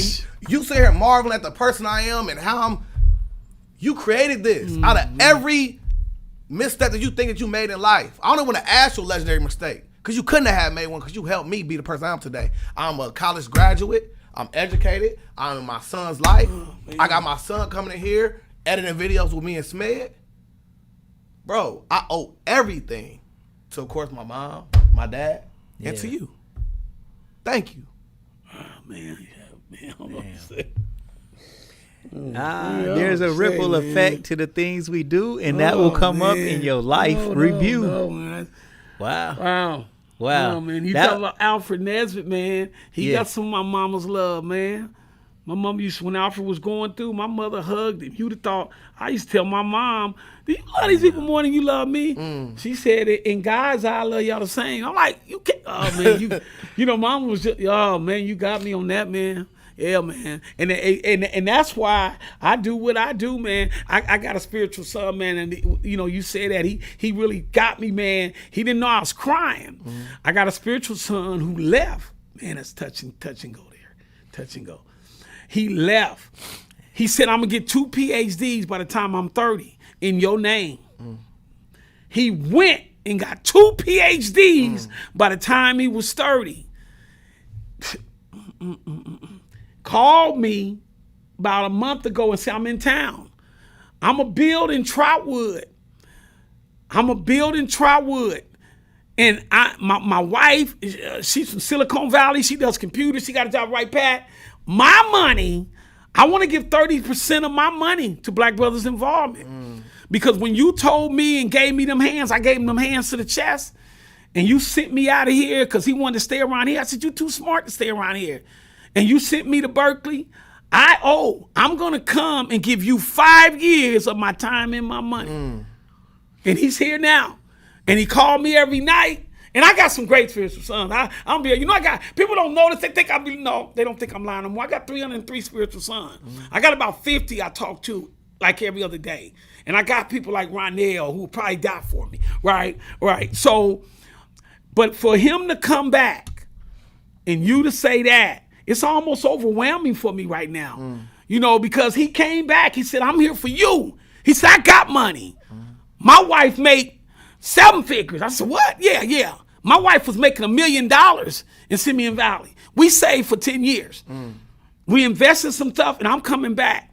Do you need a building? We already got the building with Tony Ruby. Yep. What do you need? So when you say that, man, my work has not been in vain. So if I was to be gone tomorrow, if God would decide to take me up with the ancestors, I'm always going to remember that, man, because I didn't know that, man. I didn't know that. Because sometimes I'll be thinking, God, I've done all of this. I had a friend. I used to be begging, God, can you release me so I can go be with my brother who I know love me for me, right? And I got brothers here to do it.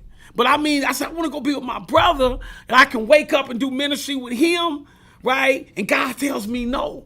And what I'm seeing is he tells me no because of guys like you, because of my spiritual son. They leave $1 million salary to come to Dayton. Now, you got to love something to leave Silicon Valley and come here. So, man, I respect that. That's overwhelming.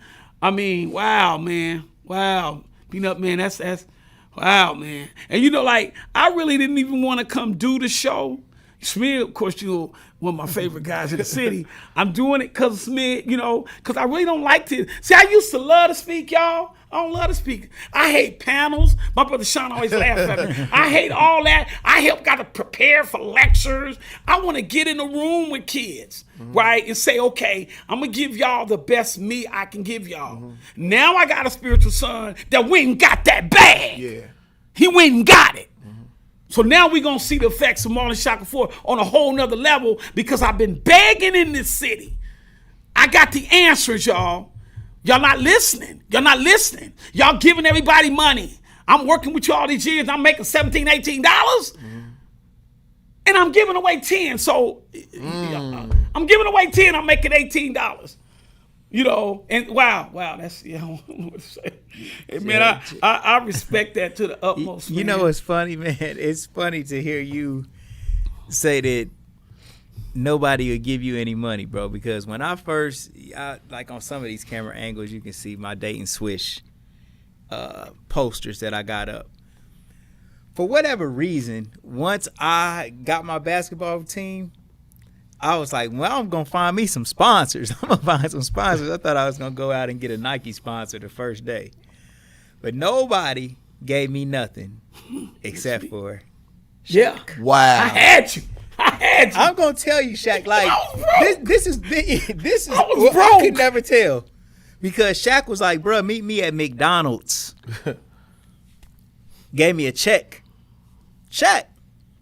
I took that check. I bought my kids these Dayton Swish socks, bro. They were some Dayton Swish socks.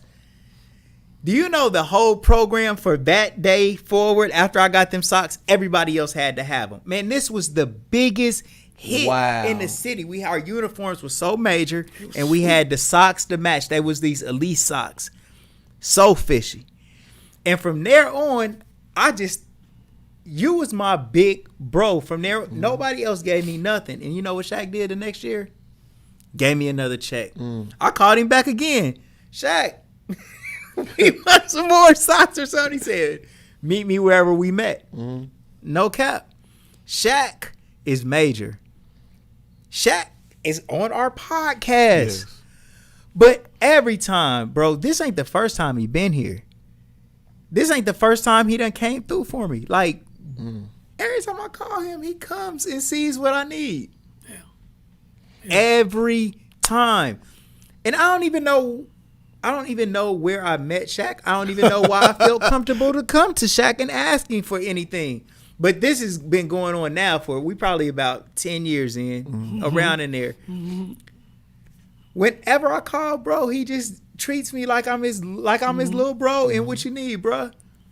Easy. And for me to hear like, damn, you know what, Shaq? I think I've been in the same situation. Like, from my standpoint, looking at you, I would have never thought that you may have needed anybody to come and just help you with everything because you're the helper. Yeah. Like, strong friend. And a lot of times we figure out when the Most High is going to give us our break. But the Most High might not want us to break away. It's kind of like me and Tay used to say. That's right. Me and my brother. Me and my brother Tay. That's good. This was our philosophy and our thinking, that the Most High keeps us on a short chain. he don't want to straying off too far, That's bro, right. because of I believe that corruption can get the best of it. Yes. King David, he was a man of the most. He had the Most High's heart, King David. But in the right circumstance, for the right woman, for the right attraction, he'll get thrown off. And so, for the Most High to protect us, he got to keep us close. Because really, your story ain't about you. Right. It's about Peanut. It's about Smed, and it's about whatever blessing you got for you to give it away. And you genius, and it's just so natural for you. Same as every other legend we bring on the show. Yeah. You so much of a genius. You so much of a king and a legend. It's kind of hard for you to recognize it because you doing what's natural to you. You so busy working, you can't really sit back and look at your picture. You know what I mean? But today is the day that you get your flowers, bro. And we tell you, bro, like, you the most major. Yes. It's a ripple effect to things you do, and that's going to come up in your life review. And then you're going to have a life review when you go see the Most High, like all of us will. But here's a short one on the positive side, bro. Like, you've done great, and you are our big bro. Yes. That we love, respect, cherish, honor, and we feel only that you great, bro. Great only, bro. Great only. And I received that, man. One of the things that I always say: if you're not humble, you'll stumble. You'll stumble, you'll crumble. And so, when I pray, I say, God, keep me humble. And I am very humble. I have worked with people that I know 10 times more. And, they used to say, oh, man, Shaq going to come in and take over. No, Shaq vociferate. Shaq going to tell you the truth, but I will follow. Because in order to be a leader, I have to be willing to follow. And people love working with me, right? Because I give them that space. And I say that to say is that I have to do this. I just can't imagine not working with young people. I can't imagine waking up and having nothing to do, but yet my brothers is on the streets poor. And I'm talking about, I heard was an acronym, passes over opportunities repeatedly. That they're poor, right? And I do nothing. And I sit there and glow. I had a brother that say, yo, man, just come hang out with me. You ain't gonna do nothing. Just hang out with me. No, I can't do it. I didn't do it because this is ministry. This is a calling. I owe this community. Shaq, and you I need might a t-shirt company because all of these things that you say are perfect for t-shirts. Bars, bro. Like, man, you drop t-shirts non-stop. I'm gonna call you. I'm calling you, bro. Nah, real talk, because we should at least have that on deck. Yeah. Because the things that you say is so profound. Yeah. Everybody would want to represent these things, bro. It's like so player. Right. And then, sure. And then, I mean, we've had people come here as Machismos, and they'll sit back and just sit back and, let us talk about them the whole time. You came here and you may not look at it like that because you're just doing what's naturally coming to you as your calling. Right. That brother was in here going through hell, man. Wow. Hell. I'm talking about 20,000 views and comments saying negative things about this man. Wow. You have no idea that you stepped in. No, nobody told you, hey, Shaq, come help. Man, you stepped right in, man. Man, what I'm telling you, bro. You don't know what you just did for that brother leaving up out of here. Man. Me, I'm already a finished product. I'm already raising my kids. Like, my son is a senior at Ponus in great grades and all that. Bought him a car. You just helped somebody else and walked out of here. Unbeknownst to you. Yeah. He was talking about committing suicide on here. Talking about he was at that point. Wow. These are things you wow. Man, on live. Because he had been, just embarrassed and humiliated to the point where he was like, man, shit. Bullied. Yeah. You went from bullied to beloved, and you just helped someone who's getting bullied in your spare time. And you don't hear brothers. That wasn't no little. Daryl ain't no little bro. No, like he ain't in stature. He's not little, bro. Right. And he repeated over and over and over that he was getting bullied. And you don't hear black men say they was getting bullied like that, unless when you backed in a corner, like for real. It is really happening.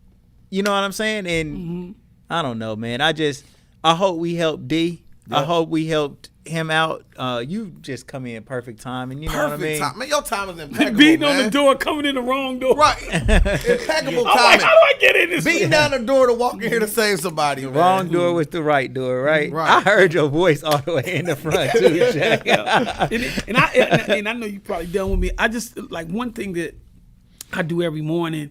Maya Angelou had a pledge that she did, the Black Family Pledge. I took it and revised it, and I wake up to it. It says, to respect and honor the path our ancestors cleared, to embrace our lowliness, to keep company our loneliness, to feed our starving, to educate our illiterate, to house our homeless, to open jobs for our jobless, to pray to our God who brought us out of hopeless desolation, for the human ties that blind us, for the task my God assigned us, for the bright hopes yet to find us, for the cause that lacks assistance, for the wrong in the resistance, and the good we can do, to profit by affliction, reap truth from fields of fiction, grow wiser from conviction. As a Black man, I stand up against all opposition to make sure that the Black family transitions. Man. That's a bar. That's hard, bro. That's a bar. Transition. Bars and beyond, man. Bars and beyond. Shout out to Bars and beyond, man. My man, DeMarco 275. Man. Come on, man. Bro, we got to make some business. Hey, you guys, man, like and subscribe to our YouTube channel. Ring the bell notification, man. Tomorrow on the Legendary People Godcast, man. All Godcast. Yeah. You got Peerless Price. Yes. Or, as Tony Ruby calls him, Fearless Price. Hey. Man, legendary NFL receiver, came up out of Meadowdale, man, played with Michael Vick and Peyton Manning, bro. We got him right here on the Godcast tomorrow, man. And then we got Greg Eloho coming in Thursday, and then we're going to bring in Dollar Bill on Friday on his birthday. His birthday's Friday. His goals better be in too, man. He got to put them goals in live on the... Oh, Dollar got goals? Yeah, remember? Yeah. Okay. Yeah, so we're going to try to put that together for my bro. And then, I know what I was going to say. Sheik's. Got the best breakfast in the city, bro. We got French toast, turkey, bacon, good old. Sheik's actually got more than breakfast, too. Yeah. Let me shine a little light on this. They got a full-scale restaurant, bro, and they cook all day. So it's not just breakfast, man. So go check out my brother, Ron C., and my bro, Shorty, over at Sheik's. They on Salem Avenue. Great food all the way around, but they get it started with breakfast, and then I want meet me there Thursday. I'm actually entertaining my friends that's coming in. I'm been on the Black Man's Man Cave podcast where I'm at Sheik's. Yeah, I'm taking them down there. They from Cincinnati, so I'll be there Thursday morning. Yeah, okay, all right, that's what's up. So Peanut will actually be at Sheik's, so y'all can go over there and get my bro's autograph because he's blowing up like Oklahoma, leaving trails full of goners. And Agnes All Natural Grill on Wayne and Third and Wayne. They got that good old cocoa bread. Cocoa bread is not chocolate bread. It's actually like this real soft Caribbean bread that's so amazing. It's like regular white bread. Real they Googles, man. It's amazing. Man, cocoa bread, man. You got to see what I'm talking about, man. With the jerk chicken bowls and jerk chicken and chicken cheese steaks and turkey burgers and good stuff that you'll really love. And if you ever get injured, especially in a car wreck, go to the hospital first and then call my brother, Attorney Michael Wright, at 937-222-7477. That's Attorney Michael Wright. He'll get you a big old bag, big cash settlement. You know what I'm saying? Speaking of which, wait. Speaking of which, you was in the video with Michael Wright. Yeah, because, one of the first videos. Yeah. In a Super Bowl video, too. Oh, you was in the Super Bowl? A Mike Wright video he put together. Shoot, he spent some money for that video. Man, Mike is the GOAT, man. Dude just put us in all his commercials. He put my Ohio Kings in the commercial, put Shaq in the commercial, Cutter. Shout out to Cutter, man, T.O., man, Mike Wright, man, the whole staff at Michael Wright, man. Mike, big community, bro, and he was on the Legendary podcast, which reminds me, go and watch all our episodes, man. All you got to do is go to our YouTube channel, which is T-Shirt Kings, and then just search Legendary Podcast. Legendary People Podcast. On the playlist, and then you can go and binge watch on Mondays, man. That's what me and Peanut try to tell you to do. Binge watch Mondays. And we coming with, I know you're going to like this, Shaq. We are also coming with Matriarch Monday, where we gonna honor these women in here on Monday. Getting it. While all y'all bros is watching Monday Night Football, we gonna be honoring these matriarchs in here, man, on Monday. Give it up for the ladies. Y'all gotta tune in to see what we doing. Motherhood Monday, Matriarch Monday, and all that type of vibe, man. And Mother love. T-shirt Kings 247.com. Go for your mouth. And Camera Kings, we take pictures in here, photography studio. So come and holler at us. Peanut, back to you, bro. So yeah, it's your boy Peanut, aka Dash Resource. You can check me out every Sunday, 8:00 p.m., where I do sell stocks not dope, where I teach people easy ways to make money, just either through crypto or stocks. I also do stock picks every single day on my page. So yeah, just tap in. You also get my book for free on Amazon. So man, Shaq, take me out of here, bro. Yeah. Let me just say this to the community. My brother Maha, we always talk about operational unity. Mm-hmm. Please remember that, operational unity. Mm-hmm. Put them egos aside. We got to operate in unity. Mm-hmm. Get up, stand up for your right. Don't give up the fight. Hey, freedom is your might. Yeah. Hey. Stand up, operational unity. Operational Black unity. Lives Matter, baby. There we go. Yes, sir. Yeah. Yes, sir.